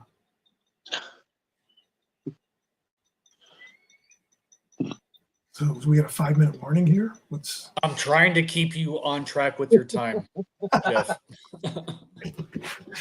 That's so funny. Hey, before we start, Steve, you know how it is. It's like, okay, I always tell you, okay, I've got until now, and then I go 20 minutes later because it's just too much fun. I can't stop. I know, and trust me, we could sit here all night, and I know you could too. And that's what is so enjoyable about when we have you on, is we normally have you for a set amount of time, but typically you run longer. But we also know and respect that you have a very crazy day tomorrow, and I'm trying to always make sure that we're respectful of that. So that's awesome. I appreciate that. Okay, so before I go, here's what we've got to get to. Upper Deck Series 1 Young Guns this year. There are some studs. When you think to years past, Connor Bedard was Series 2. Backlund Celebrini was a Series 2. It's not often that really, really big time marquee players are Series 1, unless it's an Easter egg or unless it's an exemption. Remember when Lafreniere came in, and and of course Lafreniere is not what they thought he was going to be at all. Good player, and 25, 30 goal scorer, but not a franchise guy, which everyone thought he was going to be. Yeah. So a few guys, Demidov from the Canadians, and again, the Montreal version of the Expo was last weekend, and this guy is driving pre-sales of the hobby. Like Demidov is a big deal as far as the hobby goes, and even in Montreal, it's like the number of Demidov jerseys that are out there, considering the guys played 2 regular season games and 1 playoff series. It's insane, and so that's going to be he's going to be the card everyone's after. He's going to be the guy everyone's chasing. But it's not like in years past where everyone wanted just Connor Bedard. It's like you've got Ryan Leonard from the Capitals that played at, I think he played at Boston College. I'm not sure. He did. Boston College. Yeah. He was a stud. Well, then the World Juniors were here in Ottawa last year. So, I went to God knows how many games. I was at the arena every day. And Ryan Leonard is a power forward. He's slick. He's got good finishing touch. He's going to be a 30, 40 goal scorer, and having him on that Capitals team is going to be great. But he's in that Series 1 set. You've got Gabe Perreault from the Rangers, who's got an incredible finishing touch. I like him. I think he's a Boston College guy too. They were teammates. Michael, I don't know if you know that or not. I know. I'm going off the top of my head, but I'm trying to remember that he is a Boston College guy too. Big time score, big time finishing touch. His dad was a star in the NHL in the '90s, Yannick Perreault, and Gabe Perreault is a second generation NHL player, and he's going to be, he again played his college career out, got in a handful of games with the Rangers, and then that qualified him for Series 1. There's a couple of guys too that the defenseman from Chicago, Artyom Lushkinov, I think you say his name. I should have it written down so I don't mess it up. But he's going to be one of these sort of, maybe not what Lane Hudson is, but he's going to be a very solid 2-way defenseman, a first pair guy before long, and he's in Series 1 also. There's a few other guys, but I mean, those are the key ones. I think, you know, there's going to be a couple other guys emerge, but there just really seems to be this year not just one guy to chase, which is Davidoff, but you're going to have more depth in Series 1 Young Guns than we've had in Series 1 for a long time when it comes to Upper Deck's Young Gun rookie cards. It's going to be a loaded set, and that doesn't mean Series 2 won't be loaded too, because you've got you've got Michael Schaefer, the Islanders. It's going to be, you know, he was the first overall pick in the draft this year. He's going to lead Series 2, and there's a lot of guys from the draft and a lot of first year NHL players making their debuts this week. So it'll be, and I think that's healthy for hockey cards. Like when you look at 2 years ago when everything was all about, Misa for sure with the Sharks. He's another guy that's going to be brilliant this year. Everyone's going to be after him. So when you look at I can't remember what I was talking about now, but Bedard. When you look at Bedard, everything in the hobby revolved around him and him only, and I don't think that's healthy for the hobby. No. And it drove prices for boxes of cards out of whack. And I mean, Connor Bedard's a star, but for the price that people were paying for him, nobody is going to get now for a Bedard card what they paid for 18 to 24 months ago. Mm-hmm. It's just not feasible. And I mean, he's a great player, but the expectation level was so insane. And we've seen that with football too. Like when you look at some of the number one overall quarterbacks that there's so much hype and so much poured into it. And then people investing so much on these guys. And then it's, somebody from the fifth round that emerges as a great quarterback, or even to the extreme Brock Purdy a few years ago. But yeah, is Cam Ward going to live up to the expectation that was placed on him being the number one overall pick? Well, I don't know. We've got some good rookie quarterbacks in there, but there's just as good of a chance that the kid from Oregon that's in Cleveland can have a better year and even a better career than any of these guys. There's a lot of good quarterbacks out there. And look at last year's rookies like Bo Nix in Denver Denver could very easily be 5-0 right now. And I mean, they should be at least 4-1 if it wasn't for that bonehead play on that field goal against the Colts. At a bare minimum, they should have been 4-1. Bare minimum, and then Derek May. Look what he did last night against the Bills. I mean, he's a great quarterback too. It's like that quarterback class from last year is going to be like 2018. It's going to be like 1984. Like it's going to be that good of a class, I think, in time, because there's so many guys that are so good so already. And Rattler hasn't done horrible. No, he hasn't. Caleb's done fine. Penix has done decent. Yeah, I mean, none of them have looked like complete asshats out there. I mean, Jaden, of course, is top dog currently. Yeah. Bo is a definite second. But you've got the other guys vying for a 3, 4, 5, and 6. Like they're just they're jockeying for that next level. It's so deep. And when you look at the last couple of years, I mean, everyone's like, "Oh, Bryce Young is a bust." Well, Bryce Young he's starting to come around, getting better and better slowly. I mean, the only guy that really tanked is Anthony Richardson the last couple of years. Yeah. And I mean, he's on the trading block now, but I mean, nobody should be surprised about that, because I mean, if you sit there and watch the NFL Network in the off season and watch all the draft combine stuff, which I'm sorry, but I do that because I'm a nerd. And all they talked about was this guy's an inaccurate passer. He didn't get enough game experience. He completed 50% of his passes, and so of course you're going to get that freakish athlete. But maybe he becomes a tight end, not a quarterback. If you have a freakish athlete, he doesn't necessarily have to stay at quarterback. You know, put him on the field somewhere where he can make a difference. A guy with his size and speed and skill, make him an edge rusher. Put Anthony Richardson as an edge rusher to see what happens. I bet he's dominant. Always possible. Other than quarterback. Well, yeah, he's not going to be a good quarterback in the NFL. No. Move on from it. But you know, I think only the Colts thought he was going to be. Yeah, they could have.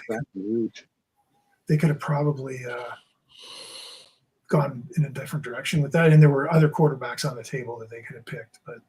But again, there's so much emphasis placed on the combine. Oh, look what he can bench. Look what he can vertical leap. Look what he can do. Well, you know what? The combine doesn't measure intangibles. Think of if they had the combine as it is now. Think if they had it in 1979. How would Joe Montana have done at the combine? Probably terrible. A guy with a weak arm who's got chicken legs and like even Tom Brady at the combine sucked, and the Patriots were the only team that wanted to take a chance on him.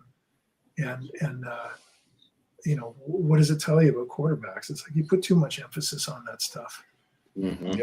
Because being a good quarterback is about decision making on the field. It's about processing your reads. It's like you can't measure that, you know. No, and all they're doing at combines, they're in workout gear. They are not in pads and helmets. Mm-hmm. Start doing the drills in full uniform. Mm-hmm. I mean, yeah, exactly. Well, same thing for your receivers. Same thing for. Well, that's what I mean. They should all be in gear because, yeah, they're great running fast in a straight line. Mm-hmm. The one guy that is really, I mean, I follow very closely because I'm writing stories again for sportscollectorsdaily.com, another plug, but I like to, as much as you want. I like to follow the trends on different positions and different players and whatever. And I really have been fascinated in the last 2 years about how tight ends have taken over the game. And who on their bingo card, I hate that expression. I mean, it sounds everybody trying to sound cool saying it, and I just said it. I'm such an asshole. But we kind of started it though. more in the card space. Who thought Jake Ferguson would be doing what Jake Ferguson is this year? I mean, that guy's having a monster year. And I mean, is he the best tight end we've seen in Dallas since Jason Witten? And I mean, well, I don't know. They got rid of Dalton Schultz, so I don't know. But nobody saw Jake Ferguson having. Agreed. I'm not taking it. I'm not taking that away from you. But again, like they let Dalton Schultz go, so it's hard to know for sure. But yeah. But when you look at, I'd go back further. I'd say Jay Novacek, but you know that's just me. Yeah, Jay Novacek, another. Yeah, I mean Witten came right after Novacek. I'd say David LaFleur. LaFleur was underrated. Gavin Escobar. Oh. I like LaFleur at LSU. Escobar was like the Anthony Richardson of tight ends. Had all these intangibles or all these like great measurables, and it's like from that 2013 horrendous draft class. Yeah. Denver gave up on Noah Fant. Agreed. In the Russell Wilson deal. And I always thought that getting rid of Noah Fant was the thing that was going to come back and bite them in the ass. It hasn't, though. It hasn't, and it hasn't yet. I mean, I think Fant's injured right now. I'm not sure, but he hasn't done. He's such a great player, though. He hasn't done a ton, but I think he's undervalued, though, in Seattle. That's the issue. because he was underutilized in Denver. Mm-hmm. So he didn't really get a chance. Yep. So now, when you look at again, a year ago, we're talking about how Sam Darnold just exploded in the hobby. And what has been, and Dave, you're in the middle of that vortex, but what has been the reaction in Minnesota of Carson Wentz? Like he's doing really well. And a lot of leeway right now if there is any performance issues out there because that O-line is so nicked up. And for him basically to be a home state boy, getting the chance now to play for the home state team, people are just like super thrilled with that because they love watching Wentz at NDSU, even though I don't know if he's from Fargo, if he's from Moorhead, but it's right there on the border. So Minnesotans, again, when things go right and maybe you're from North Dakota, maybe you're from like Aberdeen, South Dakota, it's like right on the border. Well, you're one of ours. You're one of ours. If you were to do terrible, then maybe people shun him a little more. But they're happy with him because again, you see McCarthy. Other than that fourth quarter, week 1, he didn't look any like a top 12, 15 pick in the draft. So again, you if I were the Vikings, I would have traded for Cousins before the season and been like, you got hurt last year, McCarthy. You're coming back from the knee injury. Cousins knows the system. Why not get him in there? Again, full well connecting with Kirk and being like, hey, if your performance isn't what we think it is, I mean, we're not going to hesitate to pull you for McCarthy. I mean, we made the mistake last year. Let's try to rectify that. But if you start sinking the ship, we got to try to bail out the water. So, but Wentz has done well. He just has to stop trying to run. Him running is like me running through quicksand. It doesn't work. It's not a positive thing to see. It's not a positive for the game. Throw the ball away. Just live to play another day. You're not going to outrun. He couldn't outrun Ted Washington in Ted Washington's like last season. So just throw the ball away and play another down. But yeah, so far so good. Even though I don't give a shit about the Vikings, but I get to hear about it all the time at work. So that's always a blunt thing that I love. The Vikes are doing well. They got a chance this year. Yeah, they do. I don't know what chance they've got, but I mean, or at what, but sure, I'll play along.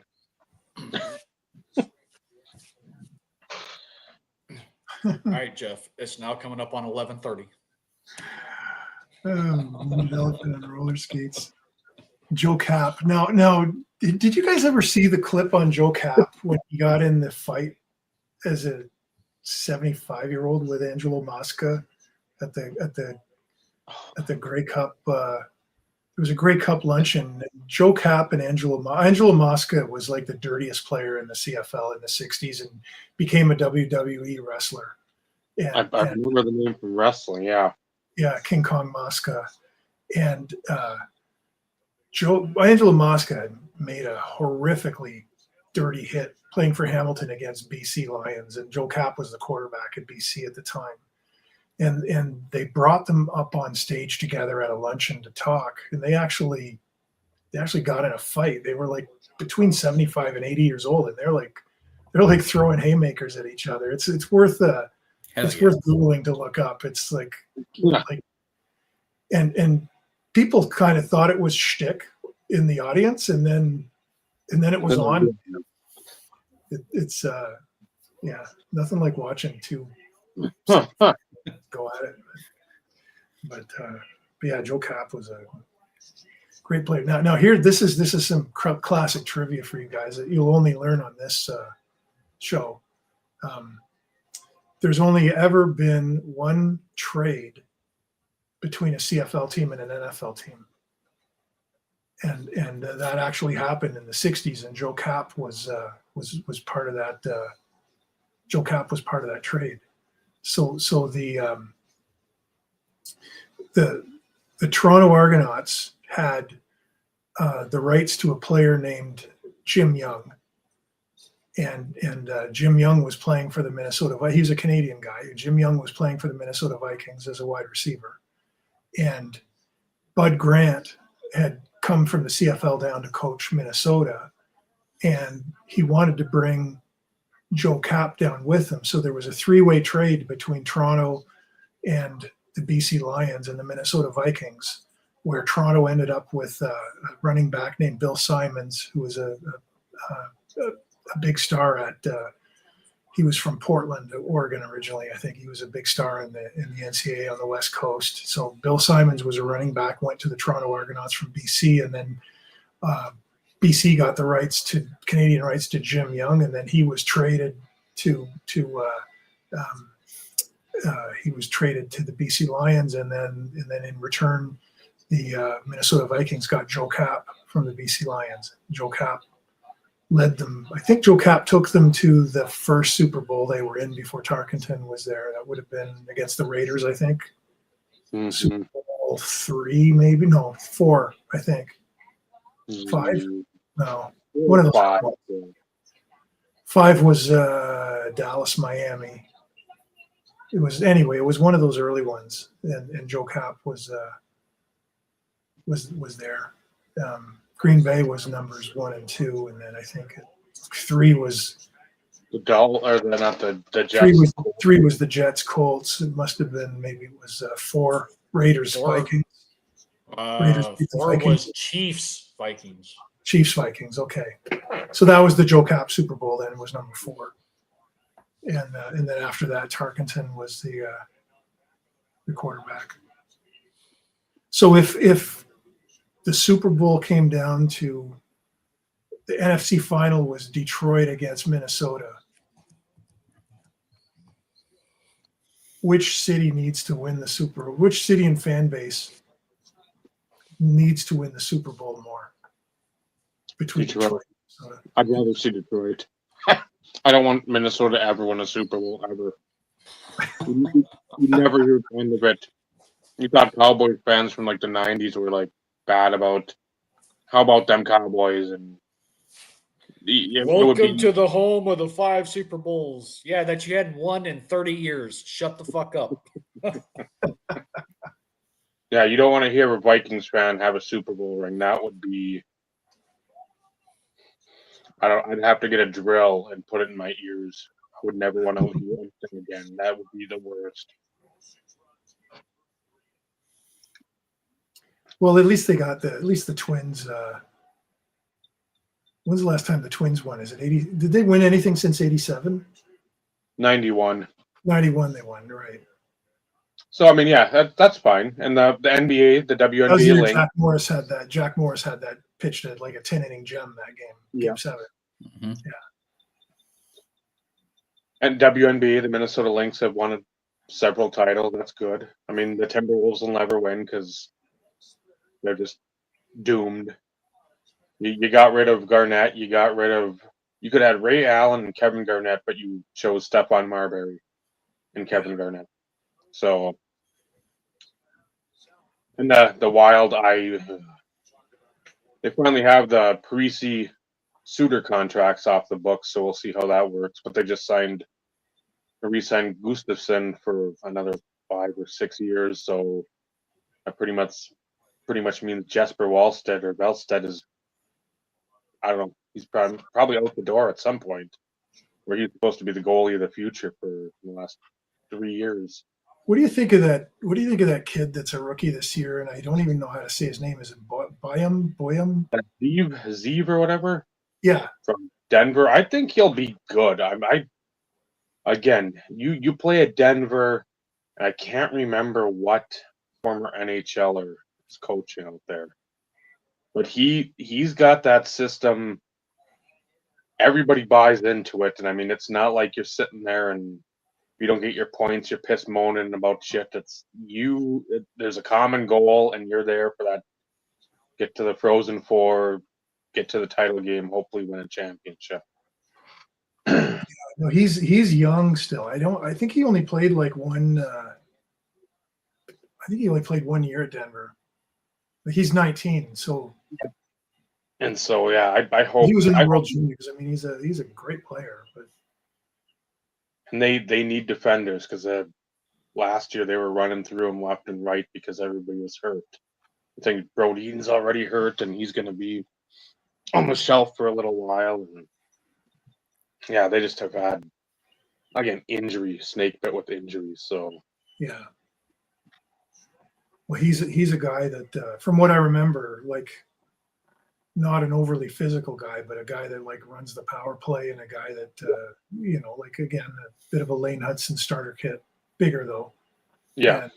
And, so you're seeing a lot more defensemen like that coming in, and these defensemen are more collectible because they're, the hobby used to just ignore defensemen other than Chris Chelios and Ray Bourque. But now it's like some of these guys are putting up, they're putting up, the game's changed. Cale Makar changed the game. He's changed so much in the NHL, the way the game is played, because I mean, nobody really says it, but Cale Makar is Bobby Orr 2.0. Like what he does on the ice and the numbers he puts up and what he can do, and like he is 100% Bobby Orr, and what he can do defensively and the speed that he's the only guy in the league that can come back and catch Connor McDavid and make a play on him, and so that's kind of opened the game up for that's kind of given defensemen a little bit of a, people aren't so reluctant to buy PSA 10 cards of young gun defensemen now, No, not if you start seeing like season stats of like 2 goals, 8 assists, all that. Yeah, that's one thing. But these big name defensemen that are coming up and getting drafted early on, people are going to be more apt, I hope, to show a little love their way instead of just dumping money into every offensive prospect that comes along, and half those guys fan out within the first 3-4 years. Yeah. I think Snuggerud in St. Louis is going to he's going to be a big deal too. I wish the Wild would have drafted him. I loved watching him in the state hockey playoffs a few years ago. They're like, oh, he's small. I'm like, I don't. That doesn't matter. He's the best player out there, tenfold over whatever else was out there. Well, it doesn't matter. Connor Bedard's small. Why should it matter if he's small? I know it. And he played.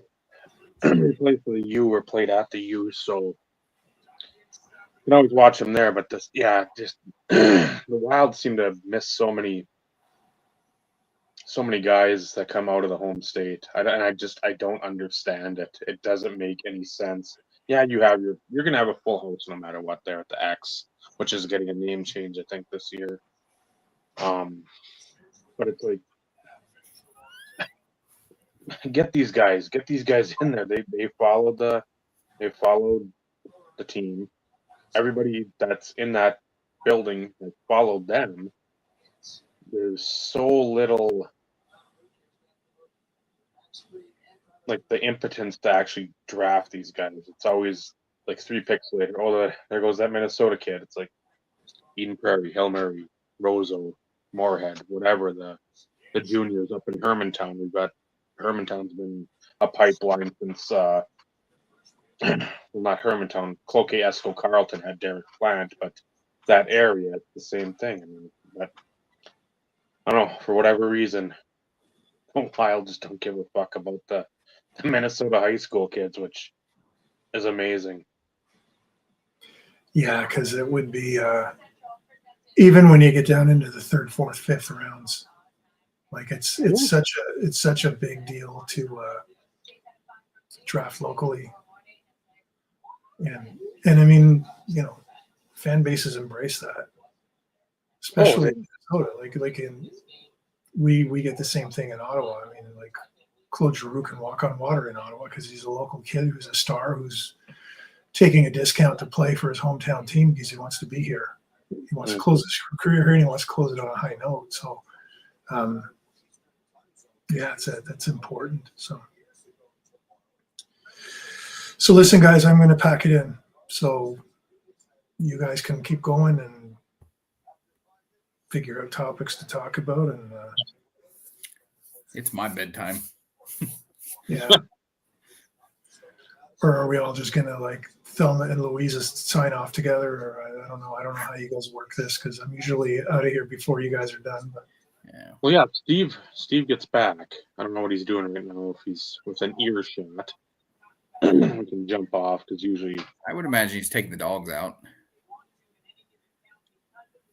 So hopefully, but I mean, if you want to jump off and then that's all.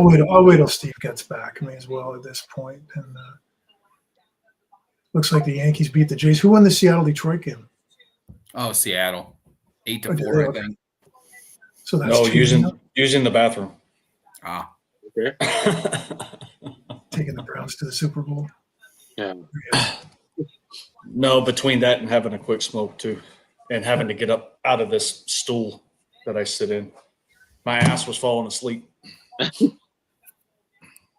One of the guys that like when I go in for chemo on Wednesdays, and again I'll give it a plug. If you are on TikTok, look me up for Loose Ottawa, and you can see the videos I make from the cancer center. But there's a guy that is always in there. All the bone marrow people come in Wednesdays to the chemo room, so they do it in whatever, if you're like a breast cancer woman, your chemo is on a certain date and all the breast cancer patients are in there, or if you're prostate or whatever. And so I'm in with all the bone marrow and leukemia people. And there's a guy that's always in there, one or two beds away from me. And he's got a tracheotomy thing going on where he's got like a robot voice, like Stephen Hawking. It's like, how are you today? Like that thing.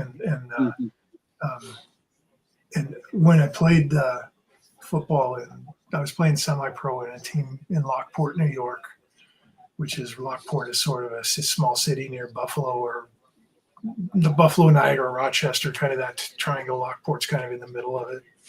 And one of our coaches had throat cancer and had that thing going, and he had this robot hole that he would talk to, and it was kind of freakish. And then he would stand at practice and he would smoke through the hole, and you'd hear him and then a puff of smoke come out. And Steve, if I swear to God, if you saw him do that, you would never touch a cigarette as long as you live, because it was just the harshest thing you could ever see. I've seen it all, Jeff, and it hasn't changed yet. It hasn't changed. Well, this was good.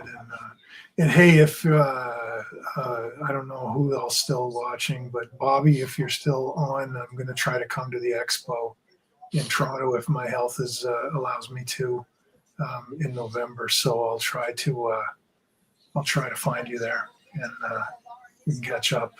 So there you go. Yeah. He said, "Yep." Awesome. Sweet. Well, Jeff, I was also listening on my phone because I knew that there was probably you were gonna be getting off soon, so I was trying to pay attention to. It didn't sound choppy on your phone. That's only Dave's phone. No. There's also a difference between me like watching the YouTube broadcast on my phone compared to actually being on the StreamYard itself. So it's always good to see you, Jeff. Always good to see you guys. Good to hang out. And again, I love coming on here every chance I can, and it's just fun to talk about this stuff. And We always enjoy it, my friend. We always enjoy it. I love it, and I can't wait to get to some shows this year and to rip some packs. And I ordered. I ordered. I guess this makes me a frowned upon collector, but this year I put together a Topps baseball set every year and a Bowman set every year. And this year I ordered them hand collated and just bought them. But I had to, because we've got the postal strike and because of this tariff crap, Ogdensburg, New York is across the border. So I ordered them to get sent to the UPS store in Ogdensburg. So I've got to go across the border and pick them up this week. And then I put them in binders. I sort them out by teams, and then I sit there with it on my lap while I watch all the playoff games. And I flip through cards while I watch playoffs, and I guess that makes me a nerd. But hey, I've purchased a lot of my sets hand collated. I've also built a lot, so it's doesn't make you any less of a collector. So it's not frowned upon, in my opinion. Yeah, because the joy for me isn't opening packs as much as it is sorting them out. Mm-hmm. And then the time I spend putting them in binders that's what I love doing. And then once they're in and I love getting the like not just the paper Bowman, but then you get the chrome graphics. And it's always fun. You get a guy like this year, like you get a guy like Cam Schlittler. It's like, okay, what was his Bowman card? And then you go back and it's like, hey, that's great. And it's like, how many guys every year do you go back and, yeah, he was in Bowman like 5 years ago.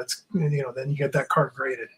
And so it's always fun to get that because you know that you can,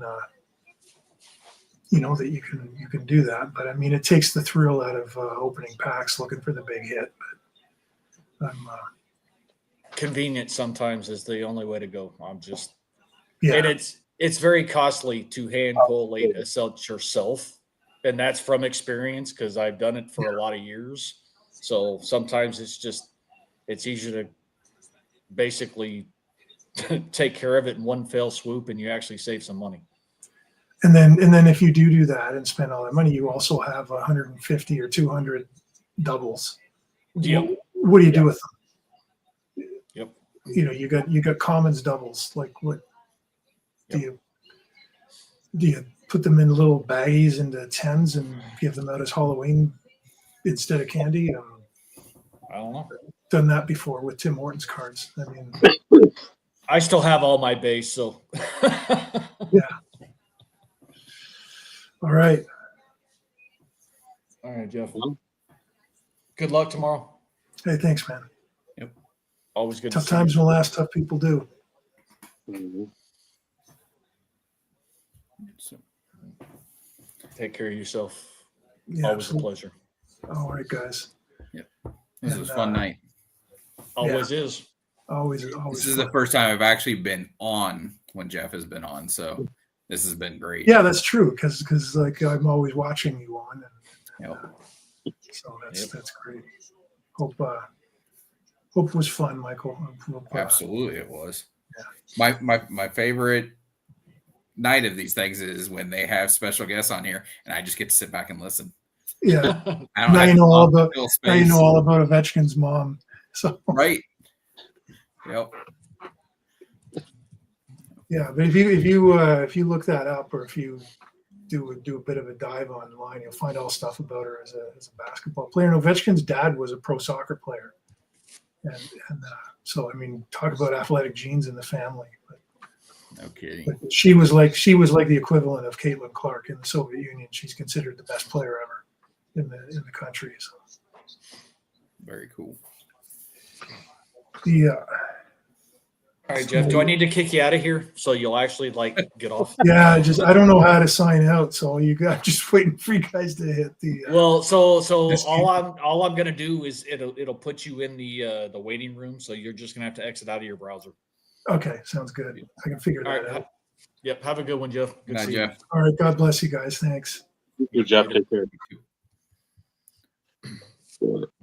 So he can still hear us. So no talking bad about Jeff, which of course we can't do anyways, because that's not how we roll. And he's actually closed out now.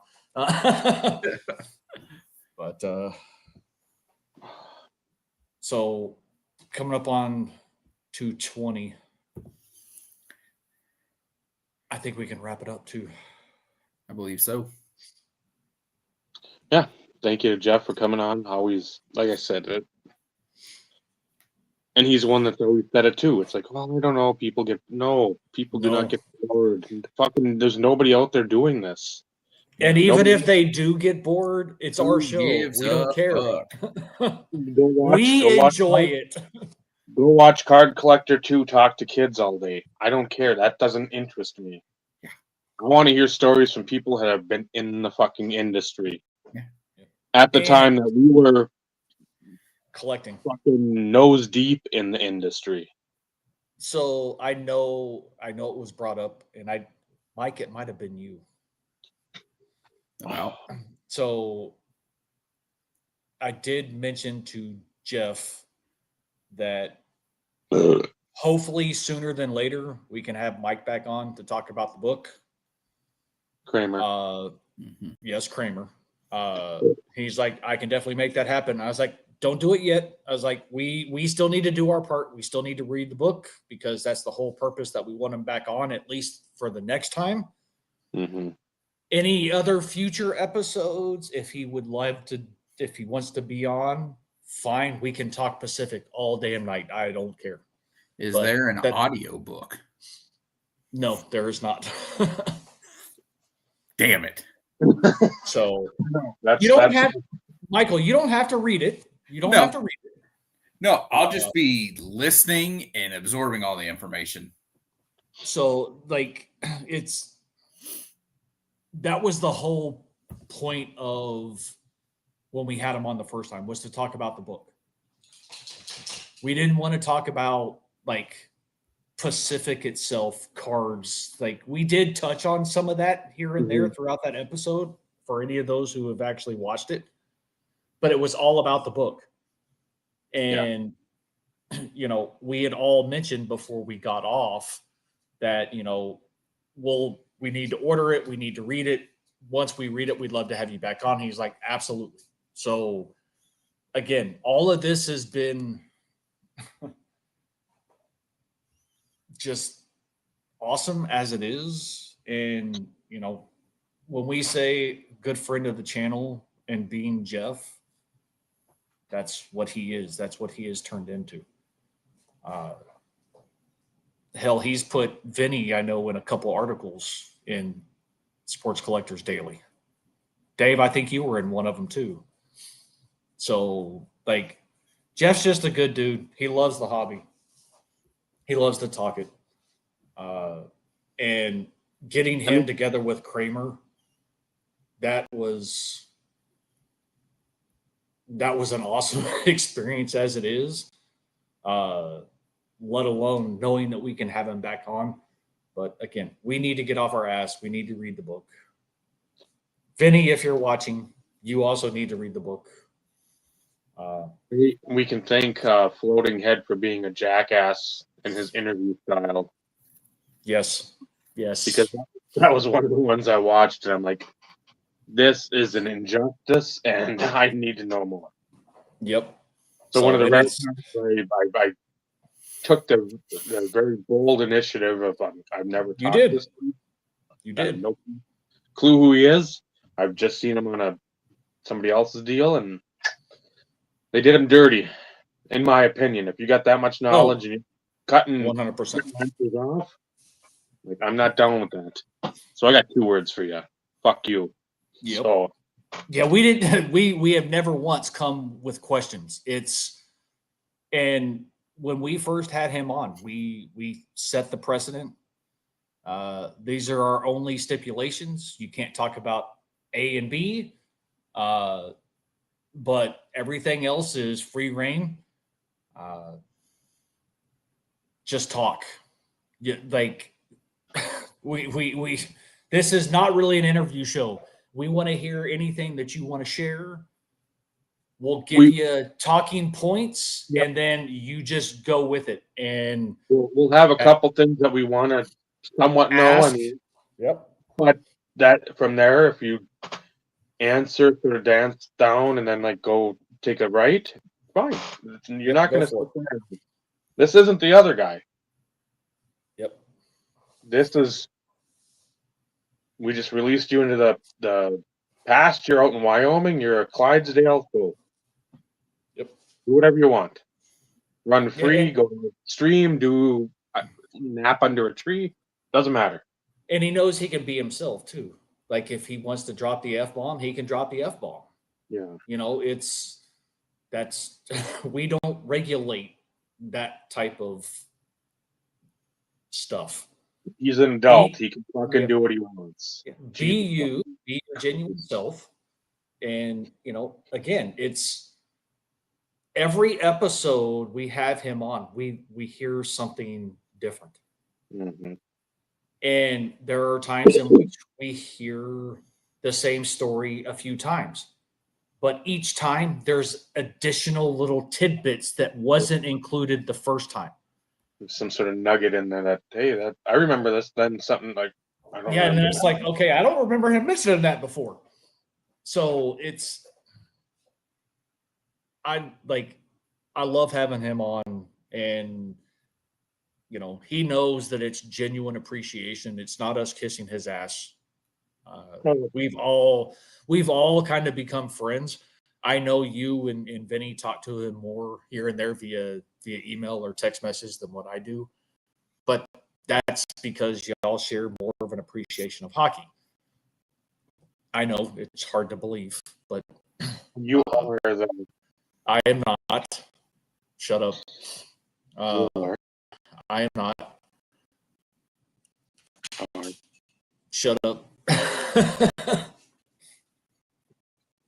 The Oracle. I am not. I was getting to the word. I'm like, what the fuck is the word? Well, good.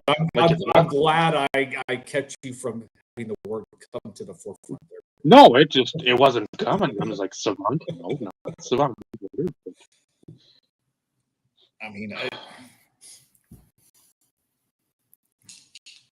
it's one of those in which I have his email address. If I have a certain question or needed to ask him about something, like I know how to get in touch with him, and I know he will reach back out. Like I know he would respond.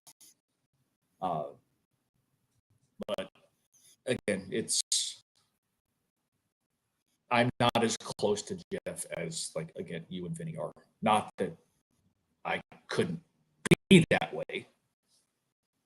I just not to keep it score. Well, and that's not how I was approaching it either. No, I get it. But if you wanted his number too, I could give you his number. Well, if that were the case, I would prefer you to ask for permission first before you did that, which I know you would. But and he would say, "Fuck no, I don't talk to anybody else." I've talked to people from Texas. I do not remember Pinnacle was down there, and that's that. I know.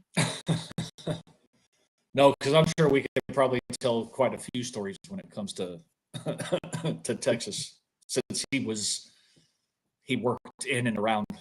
I won't say my stomping grounds, but close to my stomping grounds. So, but anyways, we are coming up on 2.5. Perfect opportunity. Now we can wrap it up. Sorry.